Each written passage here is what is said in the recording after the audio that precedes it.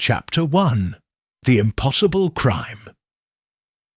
It was in the early spring of 1893 that the peculiar matter of the glass-eyed doll came into our lives.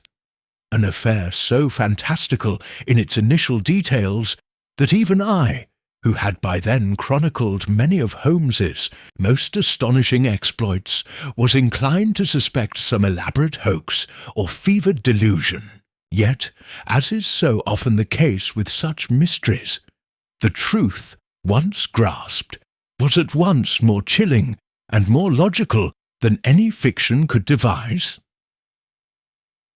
I remember the morning clearly. A soft drizzle pattered against the window panes of our sitting room at 221B Baker Street, blurring the view of the grey, bustling street below. Holmes sat in his armchair, legs stretched out before him, a Turkish slipper of shag tobacco in one hand, and a half-read volume of Goethe's Wilhelm Meister in the other. A light curl of smoke wreathed his angular face. He was in one of those rare moods of contemplative idleness that often preceded his most ferocious bursts of energy. Our quietude was interrupted by a sharp rap upon the door. Mrs. Hudson entered a moment later, bearing a calling card upon a silver tray. Holmes glanced at it, and his eyebrows arched with interest. "Show her up, if you please, Mrs. Hudson." "A lady?" I asked, setting aside my morning paper. "At this hour?" "You will find, my dear Watson," Holmes replied, "that ladies in distress rarely observe the formalities of time."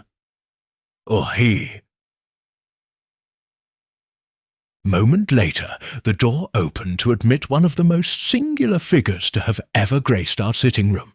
She was a tall, severe-looking woman of perhaps 50, garbed in a heavy wool travelling coat despite the season, and bearing the unmistakable bearing of one who had once commanded great presence, yet now seemed harrowed by fear or grief. "Mr. Holmes," she said, her voice composed but brittle, "I am Lady Frances Carroway of Hollowbrook Hall.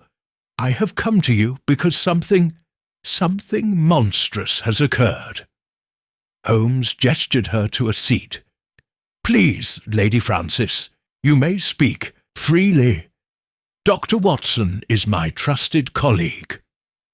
She sat stiffly, clutching a small black reticule in her gloved hands. "It is about my granddaughter, Honora. Or rather, what was left of her." I exchanged a glance with Holmes, who remained unreadable, save for a slight narrowing of the eyes. "3 nights ago," Lady Frances continued, "Honora was discovered dead in the East Wing nursery. The room was locked from within. The key was found in her dressing-gown pocket. No one could have entered or exited without being seen. There was no sign of struggle, no mark upon her person, and yet—" She faltered, then opened her reticule and withdrew a small porcelain doll, which she placed gingerly upon the table. It was an exquisitely crafted thing, Victorian in style, with dark ringlets of hair, a pale painted face, and a single milky white glass eye in its left socket. The right eye was missing, leaving only a hollow cavity. "This," she whispered, "was lying on the pillow beside her." Holmes leaned forward. "Curious, the eye?" "We don't know where it came from. No, one at Hollowbrook recalls the doll. It was not Honora's. And when the body was found—" Lady Frances' voice dropped. "Her right eye was gone." A long silence followed. Holmes did not move, but I could see the intensity of thought behind his gaze. "The police," she went on, "have declared it sudden death. Natural causes, a heart attack, they say. But I know my granddaughter. She was 9 years old, healthy, happy, and she died in a locked room beside a doll missing one eye, the same eye that was taken from her. Holmes rose, his fingers steepled. Lady Frances, has anything of value gone missing from the house? No. Any recent visitors, household changes, servants dismissed? She shook her head. Nothing unusual, and the room was in perfect order. No broken locks, no footprints, not even a disturbed curtain. Holmes turned to me. Watson, do you recall the affair of the vanishing chessman? The case of the locked cabinet? Of course. You deduced the hiding place in the hollow of the table leg. Indeed, but I fancy we are dealing now with something far more intricate and more sinister. He turned back to Lady Frances. I shall come to Hollowbrook Hall at once. Dr. Watson will accompany me. If there is truth in your tale, Lady Frances, we shall uncover it. She gave a weary nod of gratitude, and with that, departed as abruptly as she had arrived. When the door closed, Holmes stood motionless before the doll, gazing at its sightless face. Watson, he murmured, you are a man of medicine. You understand the workings of the human body. In your experience, how easily is an eye removed from a child without leaving blood or wound? I felt a chill run down my spine. It would be impossible. Precisely, said Holmes, and that, my dear fellow, is why we shall go at once to Berkshire. For we are not merely facing a murder, we are facing a puzzle that defies the very laws of physiology, and possibly of reason itself. Chapter 2. A Visitor in the Mist, The Journey. To Berkshire the following morning was shrouded in a thin spectral fog that curled along the countryside like smoke clinging to a dying fire. Holmes and I travelled by express train from Paddington to the village of Mordenheath, nearest to the Carraway estate.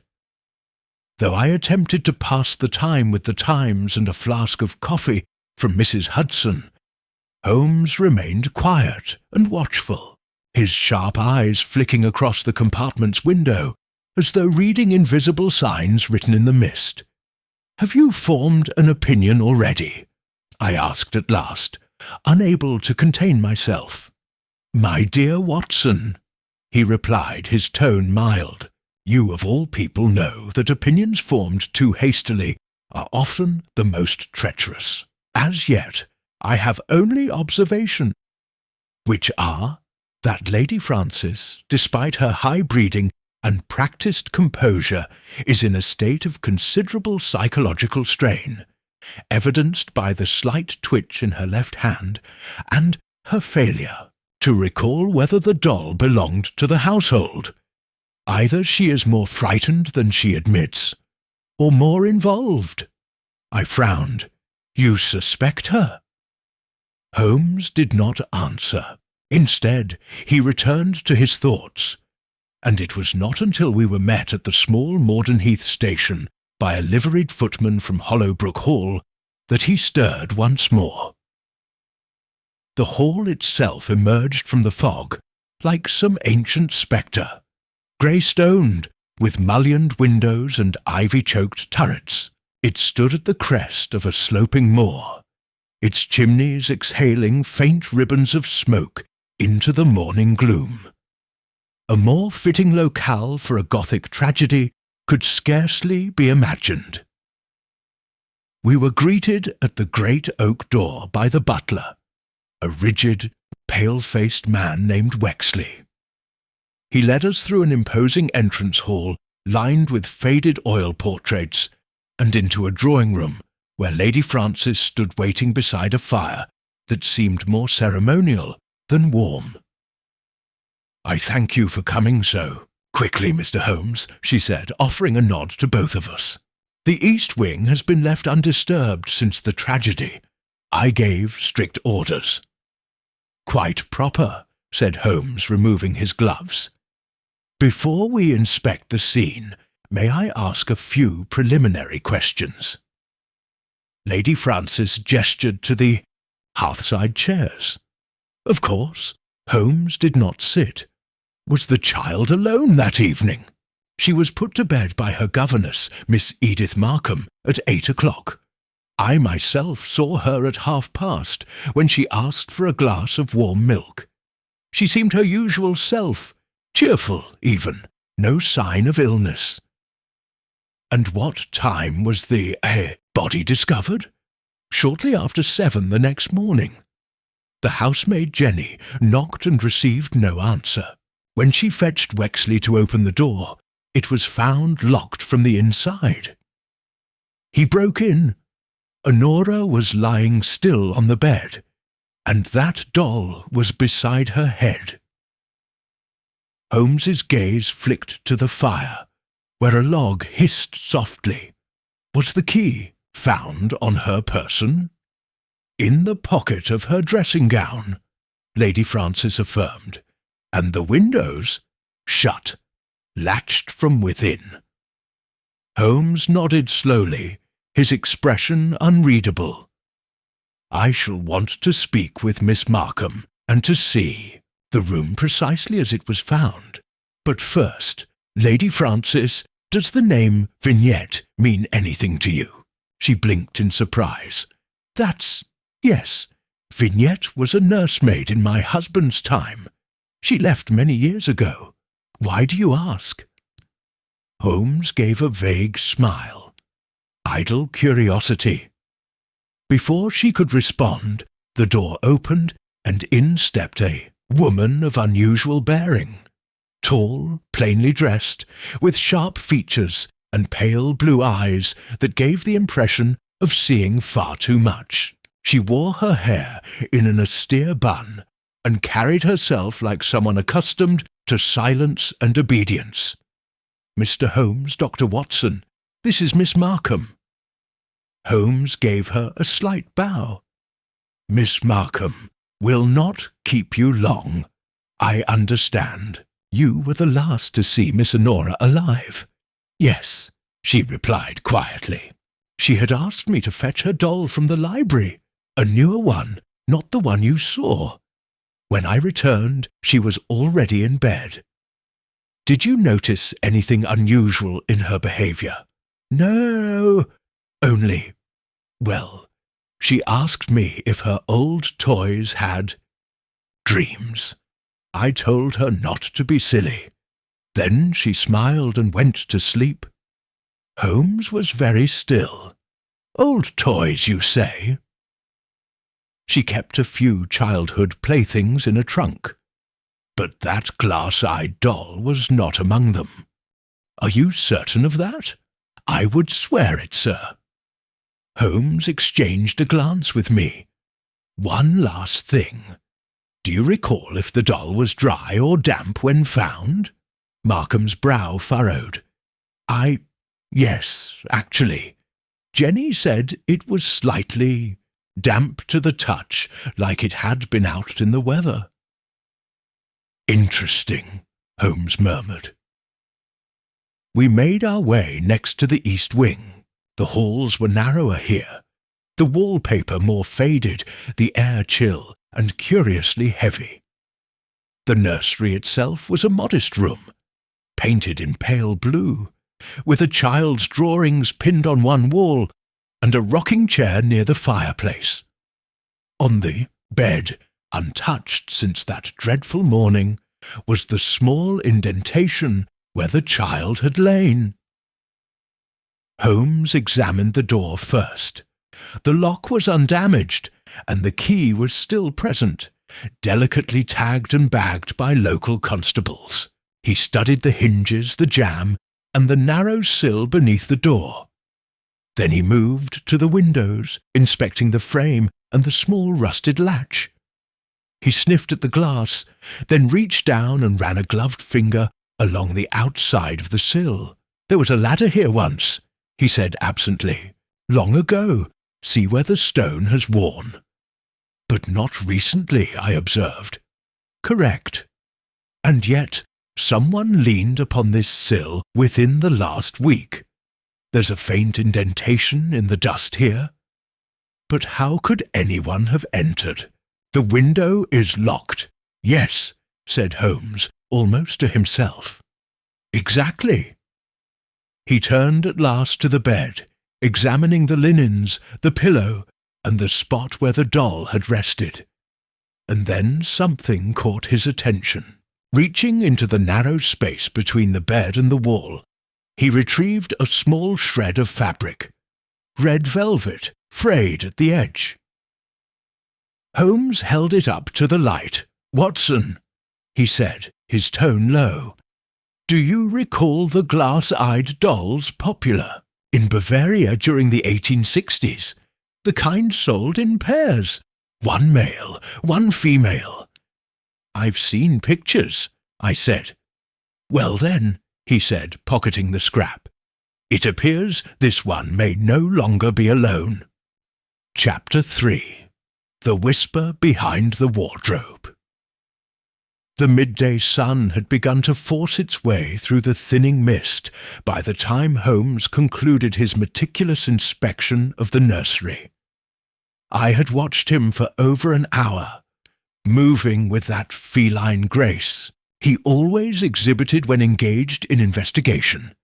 Every surface scanned, every object handled with care, and every minute detail subjected to his merciless scrutiny.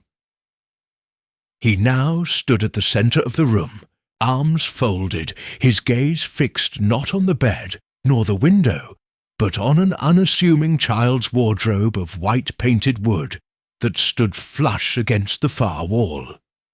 "Tell me, Watson," he said, turning to me, "do you hear that?" I paused, straining my ears. Nothing. Exactly, Holmes said, approaching the wardrobe. "And yet this room, so small, so still, has the peculiar quality of having swallowed a sound, as though something within it is keeping secrets." He rapped the side panel with his knuckles. A dull, uneven note answered. "Curious. The wood here is newer than the rest of the cabinet, and this corner," he added, pointing near the base, "shows a faint discoloration, almost a smudge. Grease, perhaps. A child's fingerprint, or—" He paused. "A hinge, hidden." I stepped forward, now equally intrigued. "You suspect a concealed compartment?"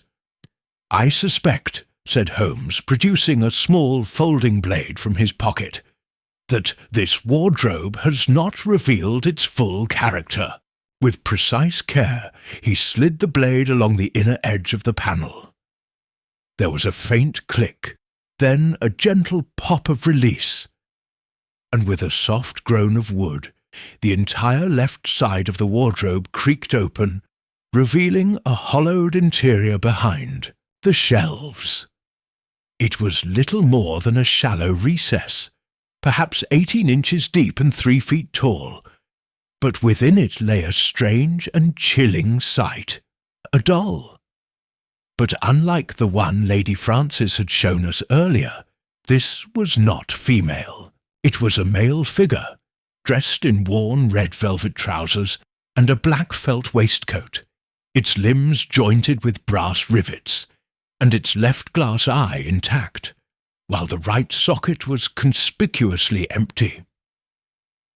Holmes reached in and lifted it gently. Dust fell from its limbs. The fabric had mildewed in places, and the ceramic face bore a hairline crack across one cheek. But its expression, fixed, grotesque, almost sneering, was unmistakably crafted to be a twin to the first doll. "The tune, companion," I murmured. "Indeed," Holmes said, his voice low. "A matched pair, one by Honora's pillow, the other hidden behind her wardrobe. The symmetry is as unsettling as it is deliberate." He turned the doll over, inspecting the seams, the back of the head, the interior of the clothing. At length, He opened the small velvet waistcoat and drew out a yellowed scrap of folded paper, brittle with age. Upon it were 4 short words, scrawled in a jagged, hurried hand. "I see you still." Holmes regarded the message in silence for several moments. "There is no signature," I observed. "There is no need," Holmes replied. "Whoever placed this here did not intend to identify themselves. They intended to haunt." He tucked the paper away, then examined the back of the recess. "And here, note the scratches. The wood bears markings consistent with frequent opening.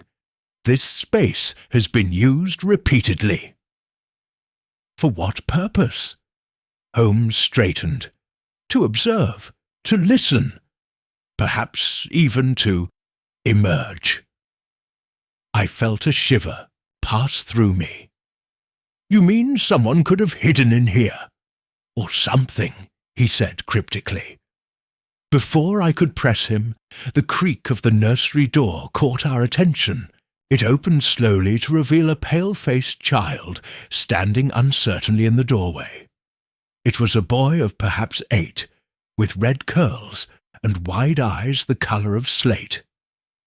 He wore a sailor's suit and held a cloth rabbit clutched tightly to his chest. Holmes dropped to one knee at once, his expression softening in a way I had rarely seen. "Good morning," he said gently.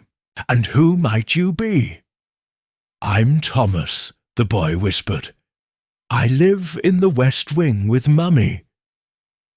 "And do you often come to play in this part of the house?" He shook his head. "Not allowed, but I saw the fog from my window. I thought maybe the ghosts would be walking." "The ghosts?" I asked, exchanging a look with Holmes. Thomas nodded. "Honora said there's a woman in the East Wing who talks in the wardrobe. Said she whispers names at night." Holmes's tone remained light. "And did you ever hear her yourself?" "No, but Honora said she was real. She even drew her picture once." Holmes perked up. "A picture, you say?" The boy hesitated, then slowly walked over to the wall where several crayon drawings were pinned. He pointed to one in the corner, a crude figure drawn in grey and black, all angles and shadows. The shape was vaguely human, but the eyes were 2 dark voids, and a black line curled across the mouth in what could only be described as a leer. "Honora said she saw her once in the mirror," Thomas murmured. "She didn't like the way." She smiled. Holmes carefully removed the drawing from the wall. "Thank you, Thomas. You've helped us more than you know." The boy nodded solemnly, then slipped out of the room as quietly as he had come. As the door closed behind him, Holmes looked down at the drawing, then back at the wardrobe. "Watson," he said, voice grave, "this is no longer merely a matter of physical evidence. We are now dealing with something that moves in the shadows of fear itself." "You mean superstition?" "No," he said, eyes narrowed. "I mean manipulation. Someone has deliberately crafted this illusion of the uncanny to terrorize, to control, perhaps even to drive mad. And the dolls?" He turned the male doll over in his hands once more. "Tools, Watson, symbols, left not as toys, but as tokens, carefully placed at moments of psychological vulnerability." His voice dropped as he added, "And now we must ask, who in Hollowbrook Hall possesses both the access and the cruelty to exploit the mind of a child?" With that, he stood and crossed to the door. "Come, Watson, we must speak to Wexley, and then the governess again. There is more to this house than its history suggests." Chapter 4. The Gathering of Shadows. Lower halls of Hollowbrook Hall were dim even in daylight. their narrow windows casting long slats of pale gold across ancient flagstones. A strange hush lingered there, a kind of attentive stillness, as though the house itself were holding its breath. Holmes strode through it with purpose, the male doll now wrapped carefully in a cloth bundle under his arm. We found Wexley, the butler, in the servants' corridor just outside the kitchen, overseeing the midday laying of the table with the precision of a naval officer. When Holmes addressed him, the man straightened as if jolted by an unseen wire. "Wexley," Holmes said quietly, "you've been in service here the longest, have you not?" 33 years, sir. Then perhaps you can shed light on a curiosity. Do you recall a pair of dolls from Bavaria, one male, one female, that once belonged to the family?" The man's face twitched. He hesitated a moment too long. "No, sir, not to my memory." Holmes studied him. "You're certain?" There were many toys over the years, sir. Some belonged to Lady Frances' children, some to the grandchildren. It would be difficult to say." Holmes nodded, but said nothing. I could see the gears turning in his mind. "One more thing," Holmes added. "Do you recall a former nursemaid named Vignette?" The butler's face shifted almost imperceptibly, less a reaction than the ghost of one. She was in service long ago, left under unpleasant circumstances. What sort of circumstances? Wexley cleared his throat. There were rumours. The late Lord Carraway dismissed her for disturbing the children. I was not privy to the details. Holmes tapped his finger against the wrapped doll. Disturbances involving toys, perhaps? I couldn't say. Holmes did not press further. "Thank you, Wexley. That will be all." We returned to the drawing-room, where Holmes asked for Miss Edith Markham to be summoned again. When she arrived, her manner was the same, composed, quiet, respectful, but there was a flicker in her eye when Holmes showed her the second doll. "Do you recognize this one?" he asked. She paled. That was never among Honora's things. I've never seen it before." Holmes watched her carefully, and yet it was hidden in the nursery, behind a false panel in the wardrobe, along with a note. He offered her the paper bearing the words, "I see you still." She read it, and I noticed the slightest tremor in her fingers. "Have you ever heard that phrase before?" Holmes asked. Miss Markham hesitated. "No, but I must admit something.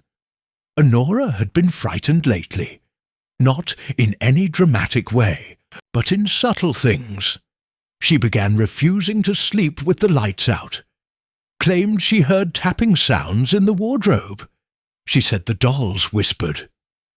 Holmes nodded. "Why did you not report this to Lady Frances?" The governess's face tightened. "Because children have wild imaginations, and because Lady Frances has no patience for such things. She believes discipline cures all ailments of the mind." "Did anyone else know of Honora's fears?"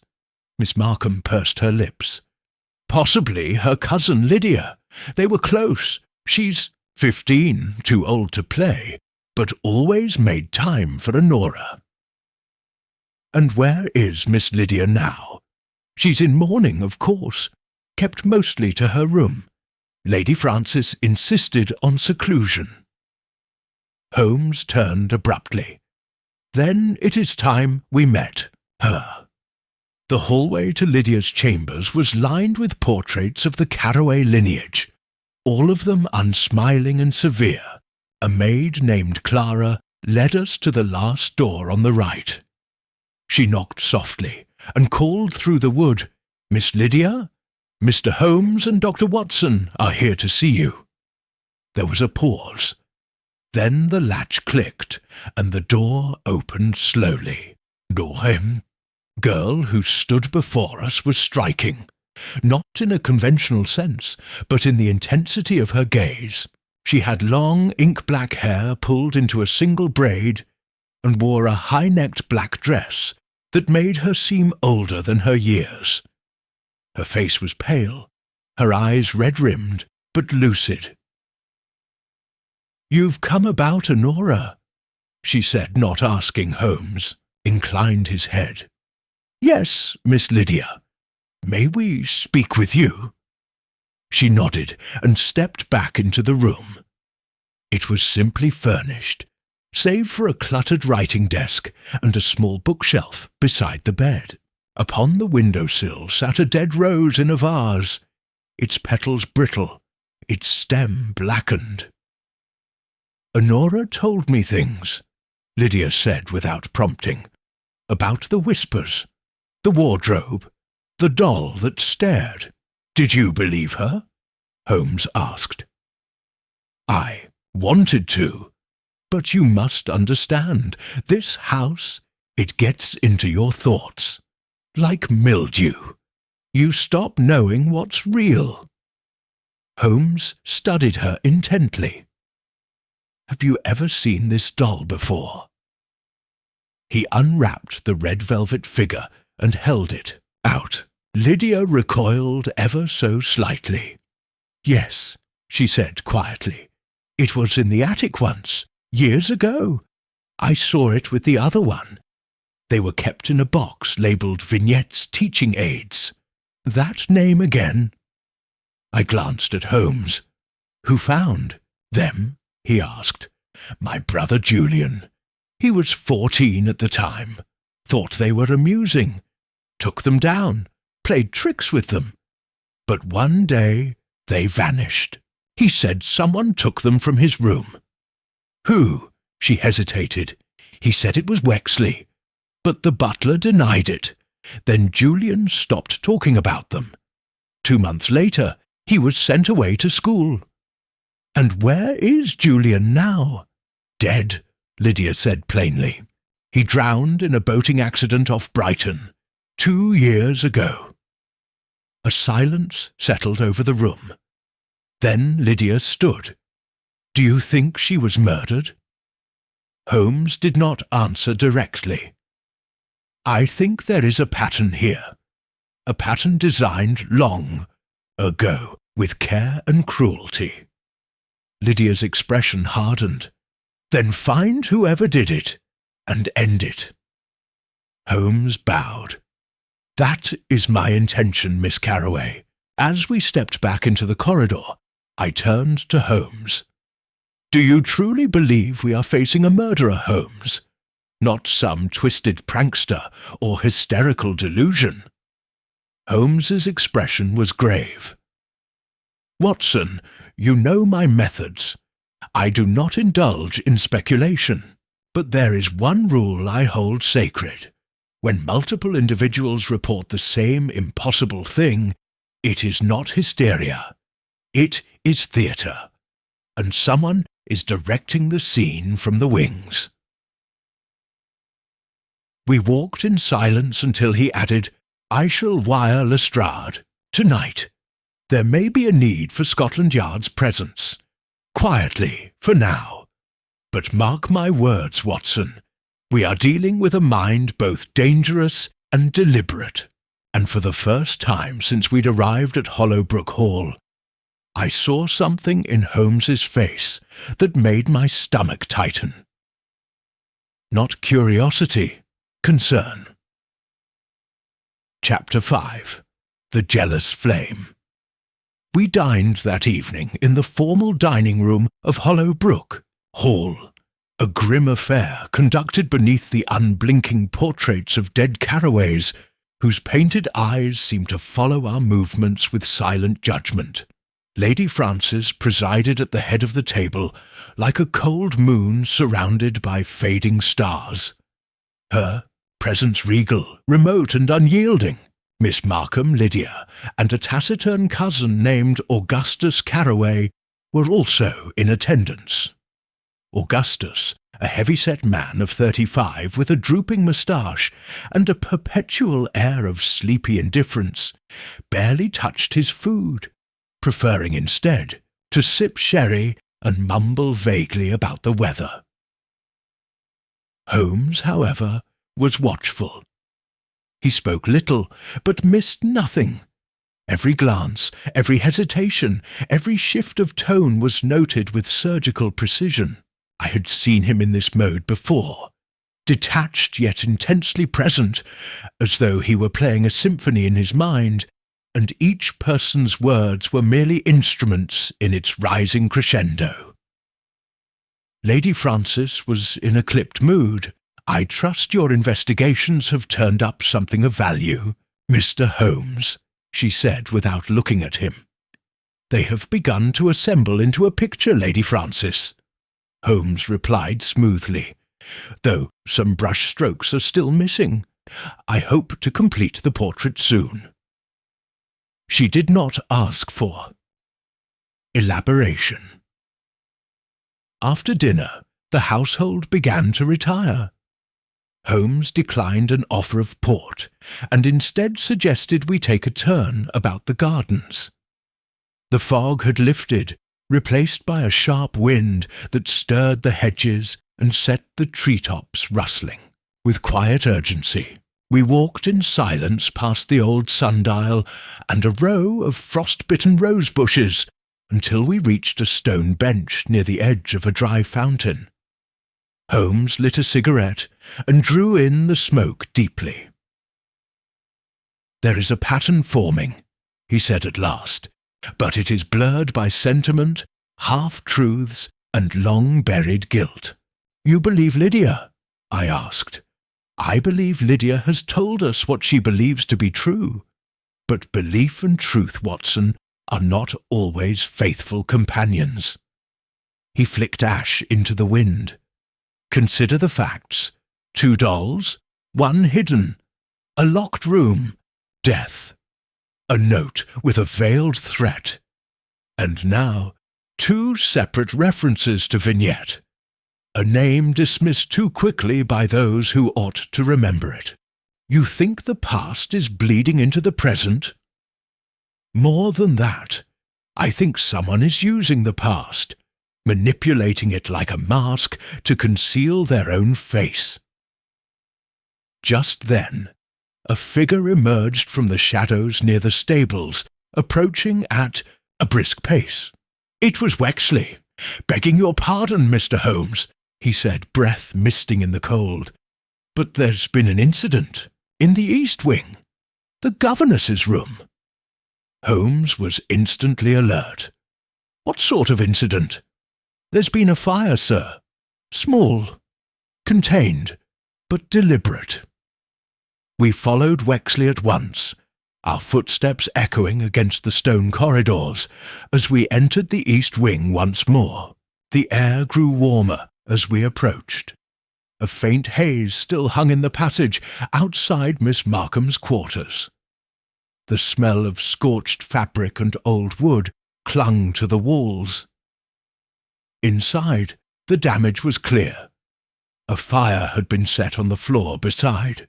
The writing desk, some books and a woolen blanket had burned, leaving a charred patch along the skirting boards. A pail of water stood nearby, still half full. Miss Markham was visibly shaken. Her nightdress had been hastily covered by a shawl, and her eyes were red. "I had stepped out to fetch tea," she said tremulously. "Just 10 minutes. When I returned, I found the smoke." Holmes knelt and examined the edge of the fire's origin. The flame was drawn toward the wall. It was meant to catch the drapes. He picked up a scorched object from beneath the desk. It was the second doll, the one we had found hidden earlier. "But—" "I thought you took that," I said. "I did," Holmes said softly. "I locked it in my case, which means this one is. Another 3? I asked in disbelief. 3 that we know of, Holmes said. He turned to Miss Markham. You're quite sure the door was locked when you left? Yes, she whispered. I locked it myself, and the window was shut. He stepped to the window and unlatched it. It creaked open, revealing a ledge no more than 6 inches wide and a 30-foot drop to the lawn below. Not a point of entry, Holmes murmured. Not without wings. Wexley cleared his throat. Forgive me, sir, but no servants were near this wing tonight. Lady Frances forbade them to disturb the guests. Then someone within the family must be responsible, I said. Or someone pretending to be, Holmes added. The act of arson wasn't just meant to destroy. It was meant to warn. And the warning was made in the language of dolls. Idiophystai. Markham sat slowly on the bed, still visibly shaken. Why me? I've done nothing. Holmes offered no comfort, only silence. Then he turned to Wexley. I require a list of all staff still employed since the time of Miss Vignette's dismissal. Names, dates of hire, and any known correspondence. I'll have it drawn up, sir. And have one of the maids sit outside Miss Markham's door tonight. No one enters, no one leaves. Wexley nodded and disappeared. As we left the room, I asked, You suspect someone is trying to intimidate her? Not just intimidate, Holmes said. Silence. We returned to our rooms. Holmes sat awake by the fire long after midnight, pipe clenched between his teeth, a journal open in his lap, where he jotted observations in tight, angular script. When at last he spoke, it was nearly dawn. Watson, consider this. The child dies in a sealed room with no marks on her body. The only object left behind is a doll not belonging to her. Hours later, we find its twin hidden in the same room. And now, a third, burnt, left in the governess's quarters with deliberate intent. It's escalating. It's orchestrated, he replied. Each doll a message, each message pointed. He tapped his pen against his notebook. I do not yet know what the dolls represent, but I begin to suspect they are not just effigies. Then what? He closed the journal with finality. Footnotes, Watson, to a much older story. One someone is rewriting, violently. And with that, he turned to the window where the first rays of morning sun began to slice through the rising mist. Chapter 6. The Paper in the Sewing Box. The following morning broke with a brittle clarity. The storm of the night before had swept, the last of the fog from the Berkshire hills, leaving Hollowbrook Hall stark and glinting in the cold sunlight. Yet within the manor walls, the mood remained as thick and anxious as the mist had been. Frayed nerves, lingering smoke, and unspoken suspicions.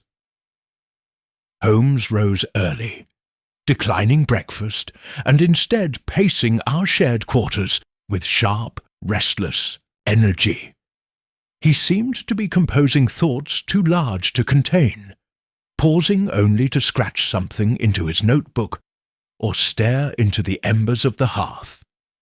It was only after he had steeped and drained 2 cups of strong black tea that he spoke. I must see the servants' quarters, he said simply. I set aside my buttered toast. What do you expect to find there? An absence, Watson, he replied, already pulling on his coat. And if I am correct, that absence will speak louder than a confession. We were met downstairs by Wexley, who, with his habitual stiffness, led us through a narrow passage that opened onto the servant wing. A simple tiled corridor lined with small wooden doors, each marked with brass initials. The staff, though polite, received Holmes's scrutiny with visible unease. He inspected their rooms methodically, neither rudely nor warmly, but with the cold detachment of a man measuring details against a mental ledger invisible to anyone else. In each room he made note of the contents, the arrangement of beds, the cleanliness of the wardrobes, the state of the bookshelves, if any. It was not until we reached the small chamber belonging to Clara, the maid who had escorted us to Lydia's room, that Holmes paused. "May I?" he asked, indicating the room. Clara, a young woman with mouse-brown hair and calloused hands, nodded nervously. "Of course, sir." It was a modest room, a narrow bed, a pitcher and bowl on a chipped washstand, and a plain wooden trunk at the foot of the bed. Holmes knelt at the trunk and opened it, gently lifting the top tray to reveal folded garments, a rosary, a leather-bound copy of Pilgrim's Progress, and a small sewing box. He opened the box. Among the neatly arranged spools of thread and needles, he retrieved a square of folded paper, yellowed with age and tucked beneath the velvet lining. "Miss Clara," Holmes said without looking up, "why is this hidden?" She paled instantly. I don't know. I didn't put it there." Holmes unfolded the paper carefully. On it was a faded drawing in crayon, a little girl's rendering, shaky and amateur. It showed 2 dolls, a boy and a girl, standing side by side. The boy had red clothes and a black waistcoat, the girl a blue dress and long yellow hair.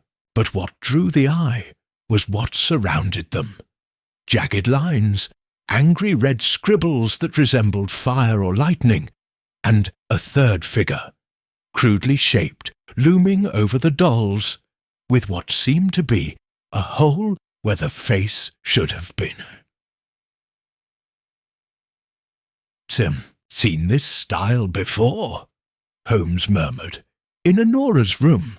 I didn't draw it," Clara said quickly. "I swear it." "No," Holmes said softly, "but someone wanted it buried, and they chose your sewing box because it was orderly, because it would not be disturbed." He stood and turned to the girl. "Have you been at Hollowbrook long?" "5 years, sir." "Then you were here when Miss Lydia's brother Julian was still alive?" She nodded. "He was wild, sir, always sneaking about, playing tricks. And did you ever hear the name Vignette?" Clara blinked. "Yes, from the laundry mistress. She said Vignette was strange, that she didn't like being looked at, and she never laughed, not once." "Do you know why she left?" "No, sir, but I remember someone saying she was caught in the nursery one night, talking to herself, or to something in her hands." Holmes exchanged a look with me, then carefully folded the drawing and placed it in his pocket. "Thank you, Clara," he said. "You may go." Back in our rooms, Holmes spread the drawing on the desk beside his notes, comparing it with Honora's sketch of the grinning figure, the one she had pinned to her nursery wall. The similarities were subtle, but undeniable. The facelessness, the looming posture, the sense of menace etched into even the simplest lines. "What do you make of it?" I asked. "A progression," Holmes replied. "Honora drew hers weeks ago. This one is older, perhaps from Julian's time, but they depict the same phantasm." He tapped the faceless shape with his finger. "A construct of fear, repeated, reinforced, and now returning. I stared at the childlike drawing. But why? What could possibly drive someone to implant such horror into children's minds? That, Holmes said, is the question we must now answer. He stood and began pacing again, then stopped suddenly and turned to me. Watson, what do we know of Hollowbrook Hall's inheritance? I frowned.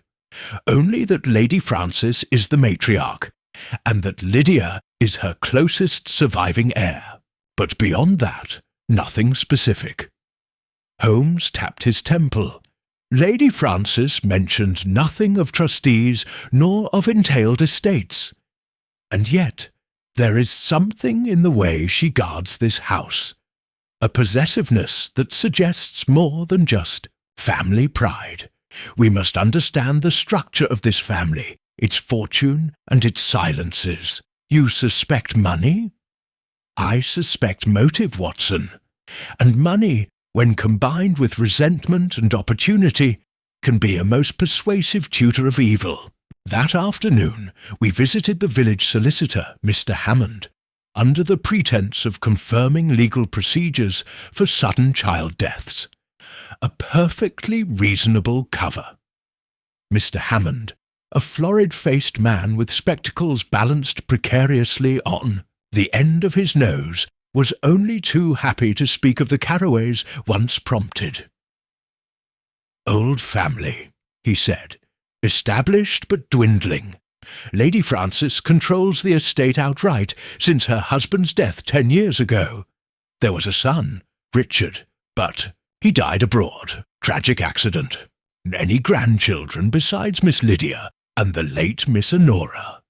Holmes asked casually. None that I know of. The line runs thin. Was there ever any dispute about the estate? Mr. Hammond chuckled. Not openly, but one hears things. Old money breeds quiet feuds. Do you recall a governess named Vignette? At that, Hammond's jovial expression faltered. Good Lord, that name. He leaned back. She was dismissed under disturbing circumstances. Some sort of scandal involving hallucinations. Lord Carraway sent her away quietly. She vanished, but there were whispers.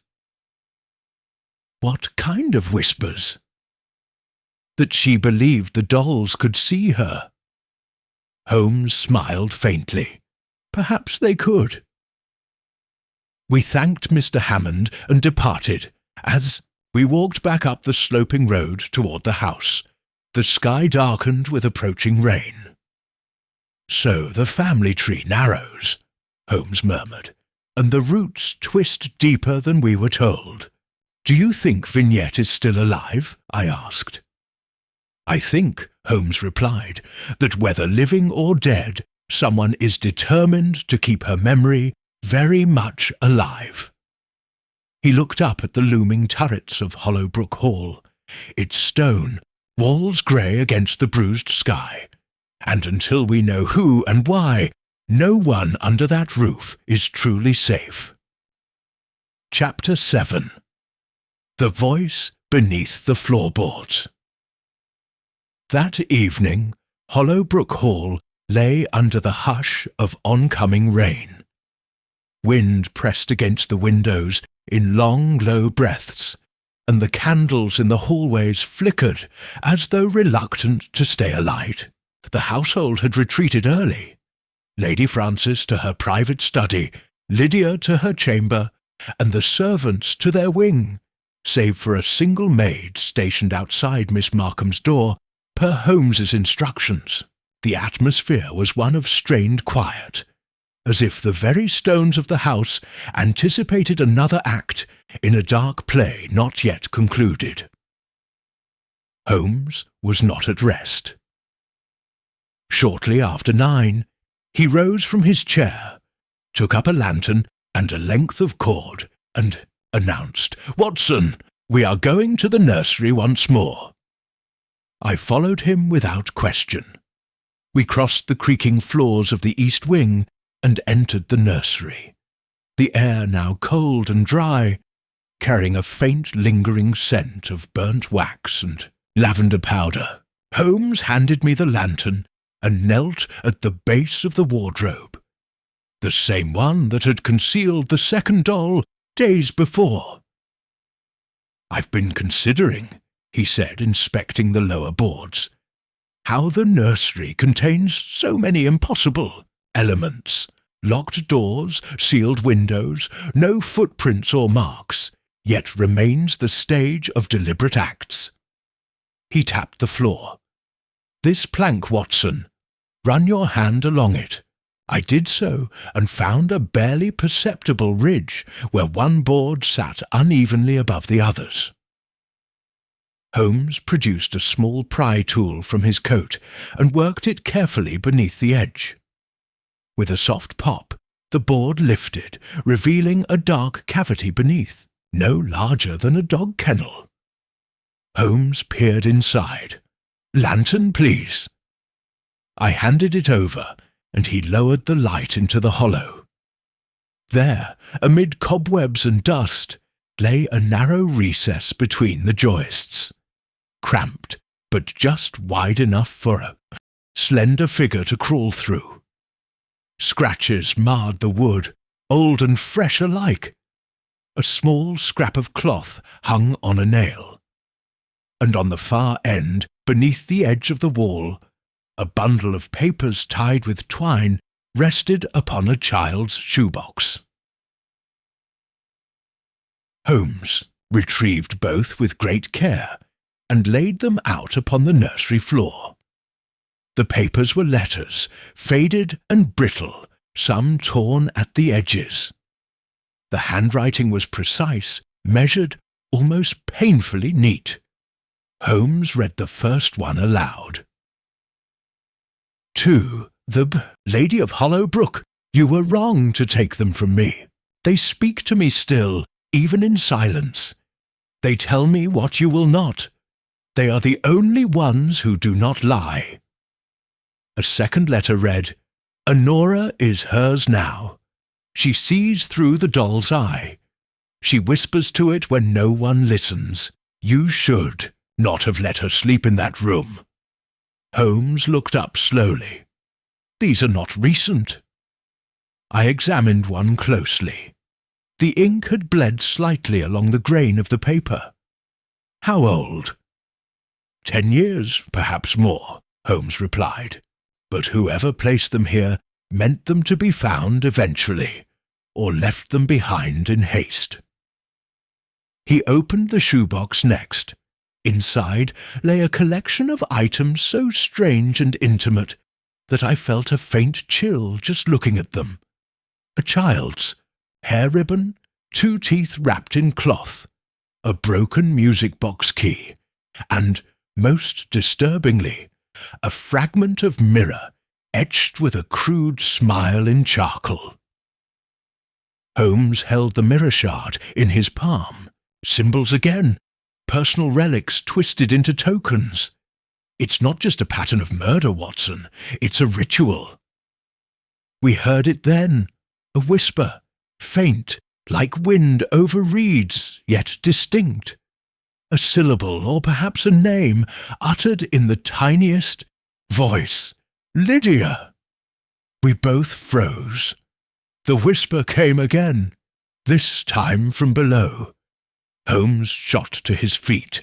He moved swiftly to the corner of the room where a heating grate covered an old floor vent. Kneeling, he brought the lantern close, and I saw his eyes narrow. "It connects," he said, "down to the servants' corridor, or beneath it. There's space between the floors, just enough to travel unseen." He leaned closer, and again the whisper rose. "Lydia! Come down." Holmes replaced the grate and stood, the lines of his face grim and taut. "We are no longer dealing with clues left in hindsight," he said. "We are hearing the case as it unfolds. That whisper was real and recent." Then Someone is still beneath the house. He nodded. Someone using the crawl spaces, a watcher, a voice in the floorboards. As we left the nursery, Holmes stopped abruptly in the hallway. He turned and examined the base of the wall, where a slight discoloration marked the panelling near the floor. Without hesitation, he knelt again and pressed against it. Another pop. Another panel gave way. Behind it, a shaft descended steeply into darkness no wider than a laundry chute. The scent that rose from it was musty, stale, and tinged with something sour. A servant's tunnel, Holmes muttered. Collapsed, perhaps, or deliberately sealed, but not before someone used it, and possibly still does. We returned to our quarters in silence. Once inside, Holmes turned to me with a look of renewed intensity. "Watson, I want you to stay here tonight. Do not leave this room for any reason unless I call." "What are you planning?" He opened his satchel and drew out the male doll we had retrieved 2 nights ago, now with its joints stiffened and its clothes altered slightly. Then he took a thin coil of wire and a small bell from his coat pocket. "I'm going to return him," Holmes said, "to the nursery. To bait whoever's watching. To let them believe the story continues, while I watch from the walls." Grabbed his arm. "Holmes, this is dangerous. You don't know what—" He raised a hand. "I know enough to recognize a game of escalating control. We are no longer unraveling a cold case, Watson. We are walking through the final act of a very old performance, and tonight I intend to step onto the stage." With that, he extinguished the lamp and disappeared into the corridor, the doll tucked under his arm, leaving me alone with the fire, and a silence that seemed suddenly far too deep.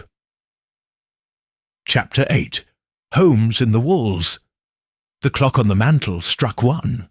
The faint clang echoed like a whisper against the old stone walls of Hollowbrook Hall, reaching even our rooms in the guest wing. I sat by the fireplace, the embers reduced to a soft glow. Though I had resolved to remain calm, a mounting sense of unease clung to me like damp wool. Holmes had left nearly 2 hours ago with nothing more than a bell, some wire, and that accursed doll. He'd taken no weapon, no lantern, and offered no more detail than, "I will be watching from the walls." I had argued, of course, but his mind was made up. Once Holmes chose a course, he pursued it with a clarity that defied argument. I stood and walked to the window, but the gardens below were cloaked in shadow. The house itself seemed to press inward with silence. Only the occasional moan of wind through the chimneys, or the soft creak of old timbers, disturbed the oppressive quiet. And then, faintly, I heard it, a soft bell ringing. Once, then again. It was the signal Holmes had devised, subtle but distinct, a way to summon aid without alerting whoever he might be watching. I seized my coat and revolver and hurried through the darkened corridor. The echo of my own footsteps unnerved me as I passed under portrait after portrait, grim caraways watching from centuries past. When I reached the East Wing nursery, I found the door ajar. The bell chimed again, this time from inside the room. I stepped in, my eyes quickly adjusting.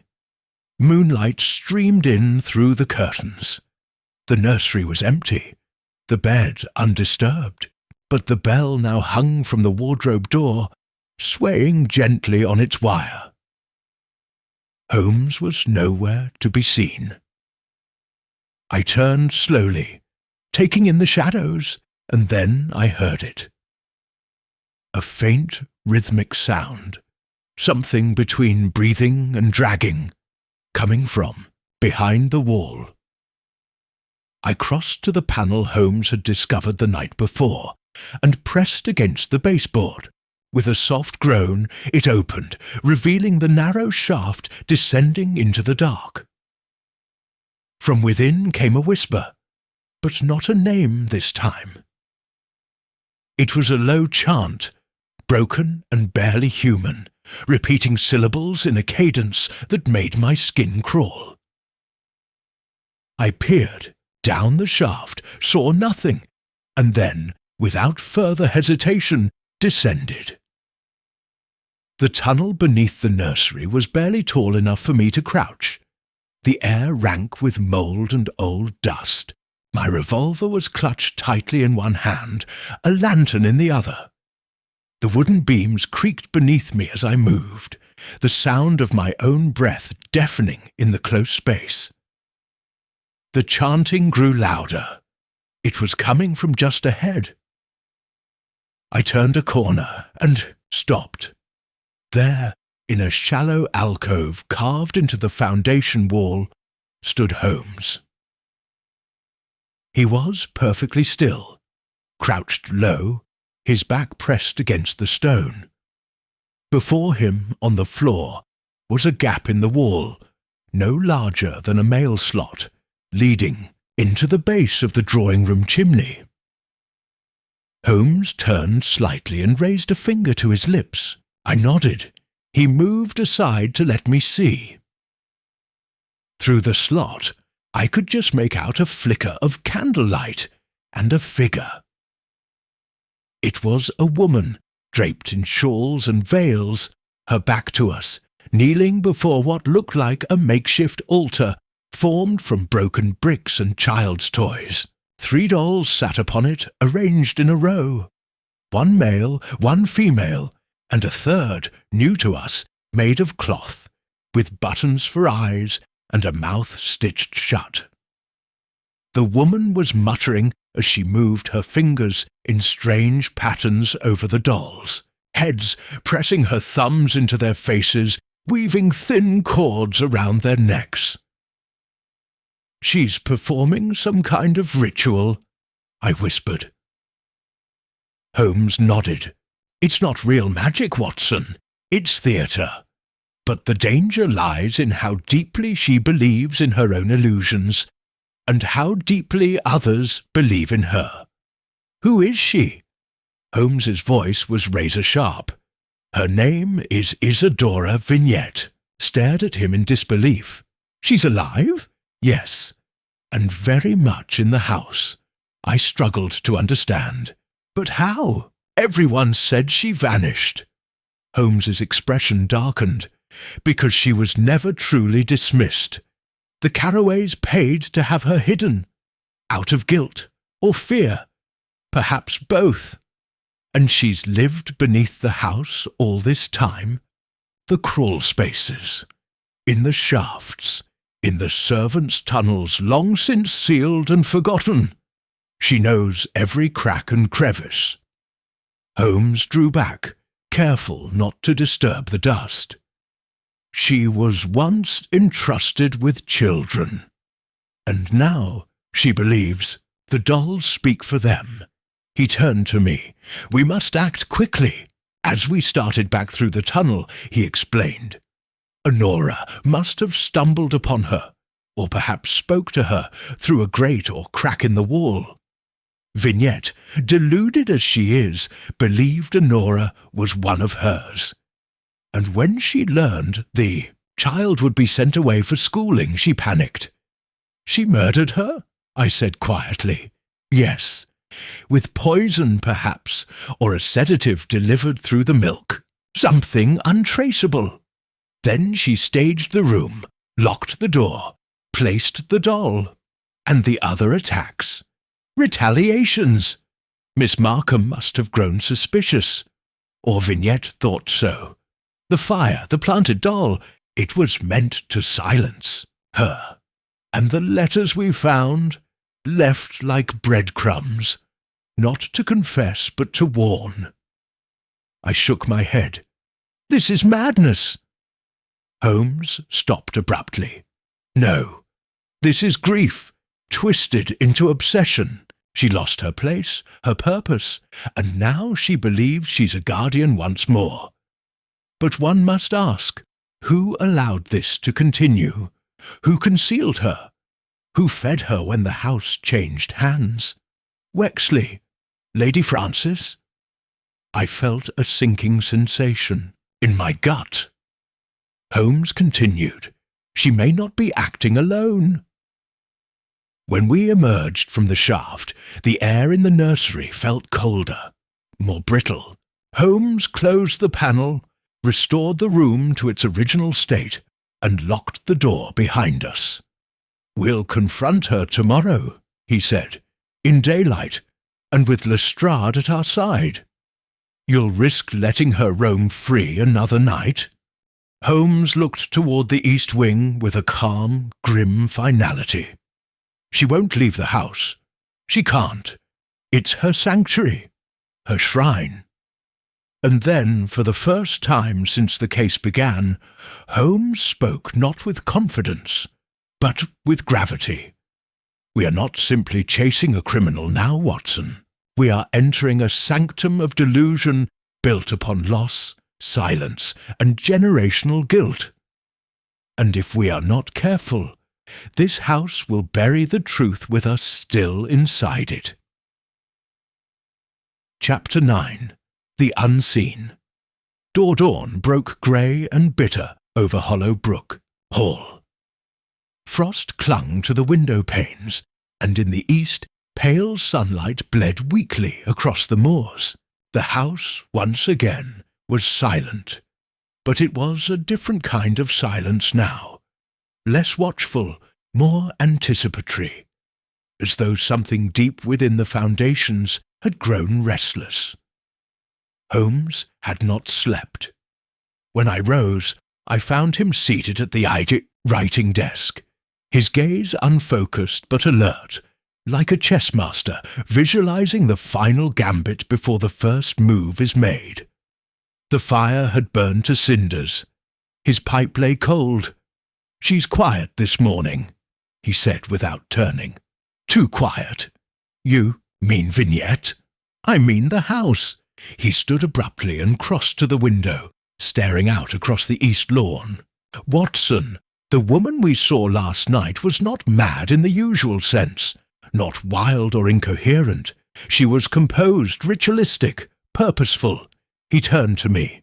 "That makes her more dangerous." "You said she may have help. Do you still believe that?" "I do, and I suspect the assistance comes from within the household. Someone who benefits from her continued presence. Someone with knowledge of the estate's structure, history, and fears." "Wexley?" I offered. "Lady Francis?" "Perhaps, or both. But we need proof, concrete, indisputable, and we need it before she vanishes again into her tunnels." Reached for his coat. "Come, I want to examine the foundations from the outside. There must be another entrance, a hidden door, a tunnel mouth, something. No one lives underground without an exit." We circled the house from the rear garden, passing the kitchen scullery and the east wing's shadowed facade. The stone here was older, worn smooth by time and weather. Holmes scanned the base of the building like a hawk tracking its prey. He paused occasionally, knelt, pressed his palm to the wall. We reached a small mossy courtyard, half buried behind a crumbling hedgerow, used, it seemed, only for storing garden tools and firewood. It stank of damp earth and disuse. At the far end stood a low stone outbuilding, roof half collapsed, its door hanging from a single rusted hinge. Holmes approached it. "This is older than the main house," he murmured. "Possibly pre-Caraway. A servant's root cellar, perhaps, or something older." He pushed the door open, revealing stairs descending into darkness. The air that wafted up was not merely stale, it was touched by something else, something feral, like mildew mixed with candle smoke and iron. We descended. The stone steps curved downward into a space not more than 10 feet square. The walls were rough-hewn, lined with discarded crates, rusted pails, and rotted burlap sacks. At first glance, it appeared empty. But Holmes went straight to the far wall. There, beneath a shelf of broken tools, was a slab of wood set into the earth. A door, barely distinguishable from the floor. He cleared away the debris, knelt, and lifted it. A narrow passage gaped beneath, and not just a crawl space. This was a tunnel, cobbled and reinforced, running straight towards the foundations of the hall. Holmes gestured silently for me to follow, and we entered. The passage twisted and descended, branches diverging like roots through soil. The further we walked, the more deliberate the construction became. Here were beams placed with care, nails rusted but not collapsed. Along the wall, scraps of fabric had been tied in knots. A child's ribbon, a glove, a length of twine. Holmes paused before each, examining them not as litter, but as signs. We came at last to a chamber. It was round, low-ceilinged, and entirely encased in brick. At its centre was a circle of stone, deliberately arranged as though for a fire. Around it, chalk symbols had been drawn in looping patterns. Concentric curves, spirals, and arrows pointing outward. Candles, all burned low, and at the far wall, another doll. This one gigantic, a grotesque amalgam of stitched fabric, porcelain, and button eyes nearly the size of tea saucers. Its head lolled sideways. A crude smile had been carved into the porcelain, then painted, over in what looked disturbingly like rust. Holmes stepped forward and examined the base. "Watson," he said quietly, "do you recall the bundle of personal tokens? The ribbon, the teeth, the mirror?" "Yes." He pointed to a small wooden chest resting beside the figure. "There are more." He opened it. Inside were dozens of items.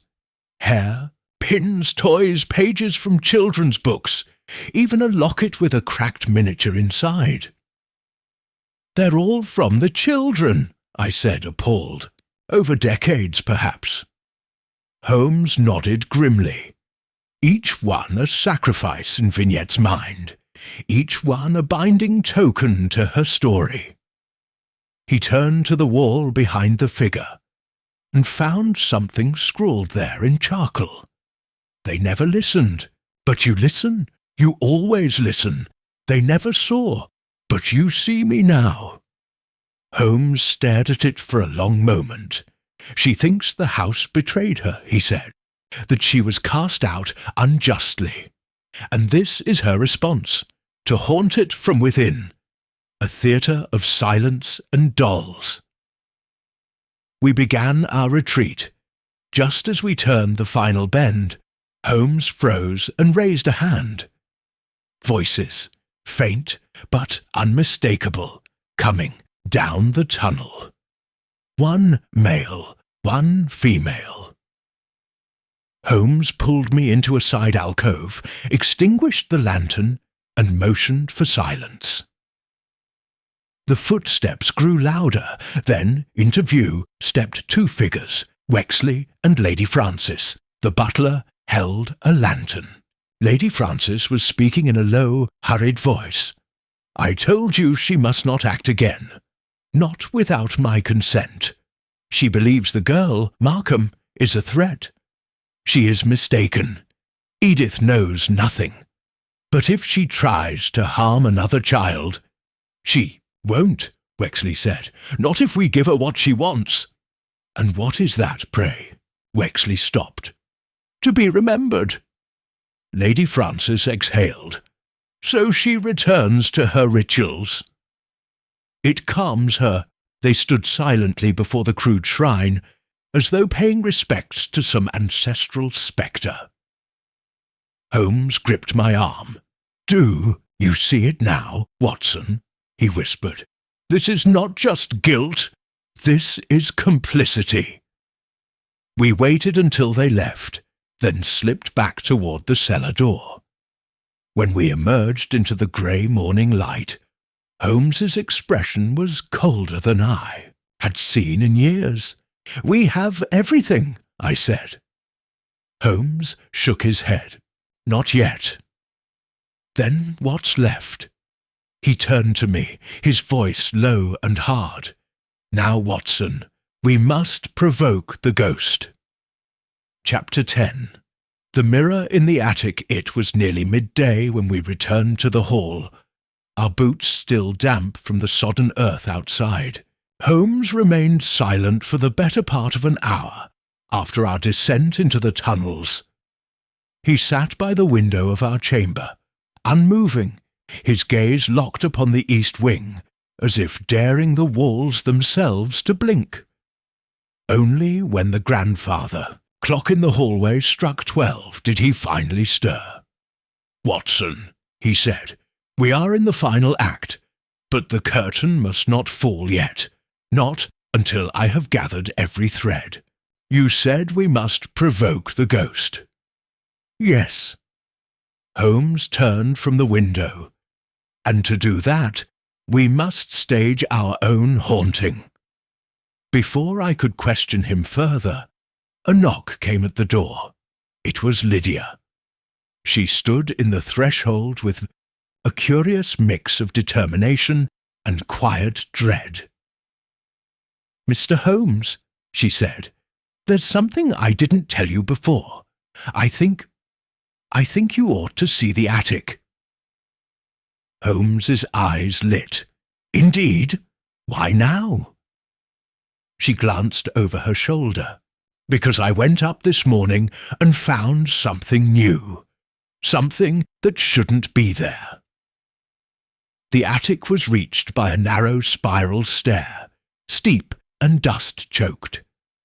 We climbed in silence, Lydia leading the way, until we emerged into a low-beamed chamber filled with forgotten furniture draped in yellowing sheets. Dust motes swirled like spirits in the shaft of light from a single round window. "Over here," she whispered. At the far end, beneath a collapsed cheval mirror, and beside an old rocking horse, stood a battered steamer trunk. Holmes approached it with care, inspecting its lock, long broken, and lifting the lid slowly. Inside lay dozens of old toys, wooden blocks, a jack-in-the-box with a twisted crank, a child's sailor hat, and beneath them all, carefully wrapped in tissue, was a fourth doll. This one was different. It was larger than the others and dressed as a governess. Black dress, bonnet, and a small brass brooch painted with a red rose. Its face was expressionless, but the eyes, both glass, were strangely human. Not just realistic, but imbued with something like focus. Watching. Holmes lifted it from the trunk. "A self-portrait," he said, "made by Vignette. I'd wager this was hers, either from her childhood or crafted in her service years. It's older than the others, possibly the prototype." He turned to Lydia. "Have you ever seen it before?" "Never," she said. "But this trunk, it belonged to my grandfather. It was locked until recently. No one's used the attic in years." Holmes studied the doll's brooch. "Look here. See how the rose has been scratched? as though someone tried to remove it, took a penknife and carefully pried at the brooch. It popped off with a click, revealing a tiny compartment within. Inside was a photograph, folded, brittle, and stained by age. Holmes unfolded it and held it up to the light. It showed a young woman, perhaps 20, standing in front of Hollowbrook Hall. Her hair was pinned back tightly, her expression composed, but it was her eyes that drew the breath from my chest. They were identical to those of the doll. Vignette, Holmes said, and taken, I suspect, the year she was hired. He turned it over. On the back, written in faint pencil, "They gave me the keys to the children's world. They will regret it." Lydia stepped back. She lived in this house, slept beneath this roof, and no one truly knew her. "No," Holmes said, "they didn't want to." He stood and faced us both. Lady Frances knew more than she claimed. She did not merely dismiss Vignette. She buried her in the walls, the attics, the silences, and someone helped her do it. You think she's afraid of exposure? She's afraid of her legacy, of being named as the architect of the house's sickness. But it will not remain hidden much longer. Holmes placed the doll gently back into the trunk, then removed something from his coat, a folded sheet of paper and a sealing wax stick. "Watson," he said, "go at once to the village telegraph office. This is for Lestrade. Mark it urgent. Tell him to come with 2 constables, quietly, and arrive before nightfall." I took the message and turned to leave, but paused. "You mean to confront Lady Frances?" Holmes nodded. "Do you think she'll confess?" "No," he said, almost sadly, "but she'll react, and I shall be watching very closely when she does." By the time I returned from the village, the sky had turned the colour of slate, and thunder murmured on the horizon. Lestrade had already wired back, "On train. Will arrive before 6. Advised situation under control." I found Holmes in the drawing-room, seated opposite Lady Frances. She was dressed immaculately in mourning black, her grey hair pinned in an elegant coil, her hands folded atop a silver-headed cane. "You've been busy, Mr. Holmes," she said coolly. Holmes offered a faint smile. "Merely curious. A fault of mine. You've spoken to Wexley." "I have, and prowled beneath my flaws." "Indeed." Lady Frances narrowed her eyes. "And what conclusion have you reached?" Holmes leaned forward.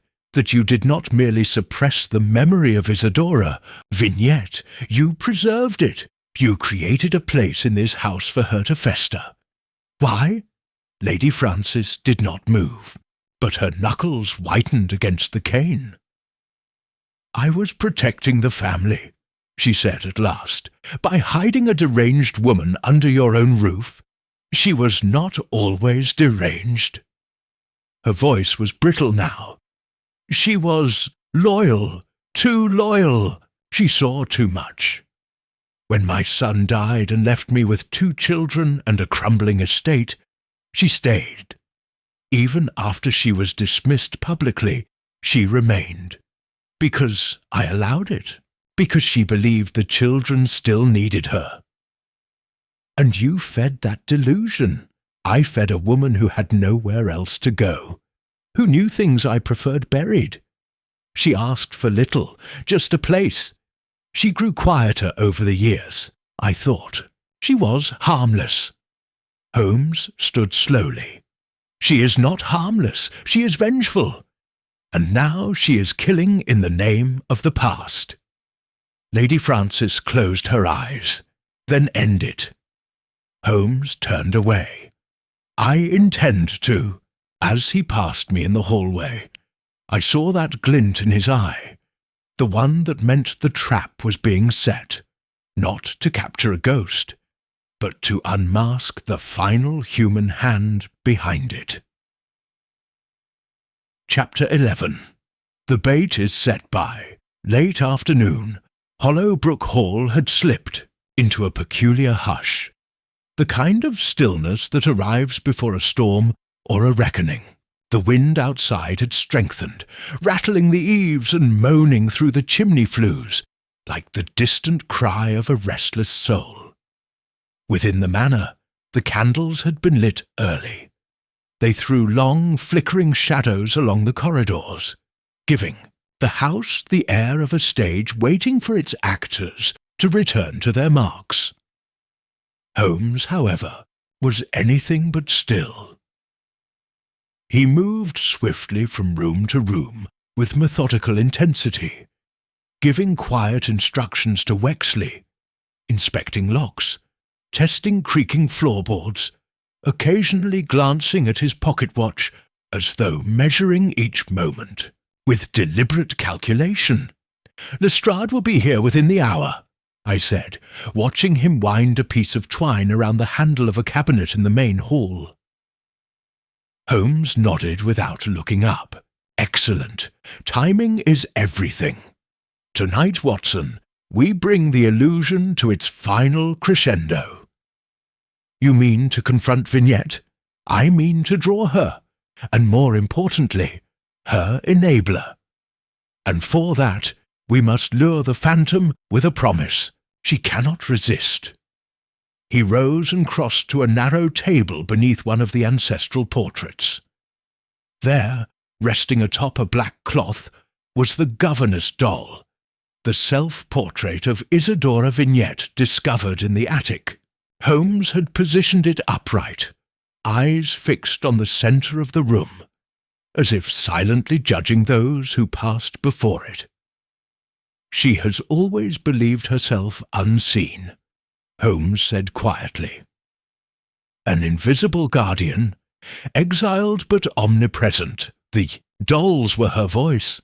Her shrine beneath the floor was her sanctuary.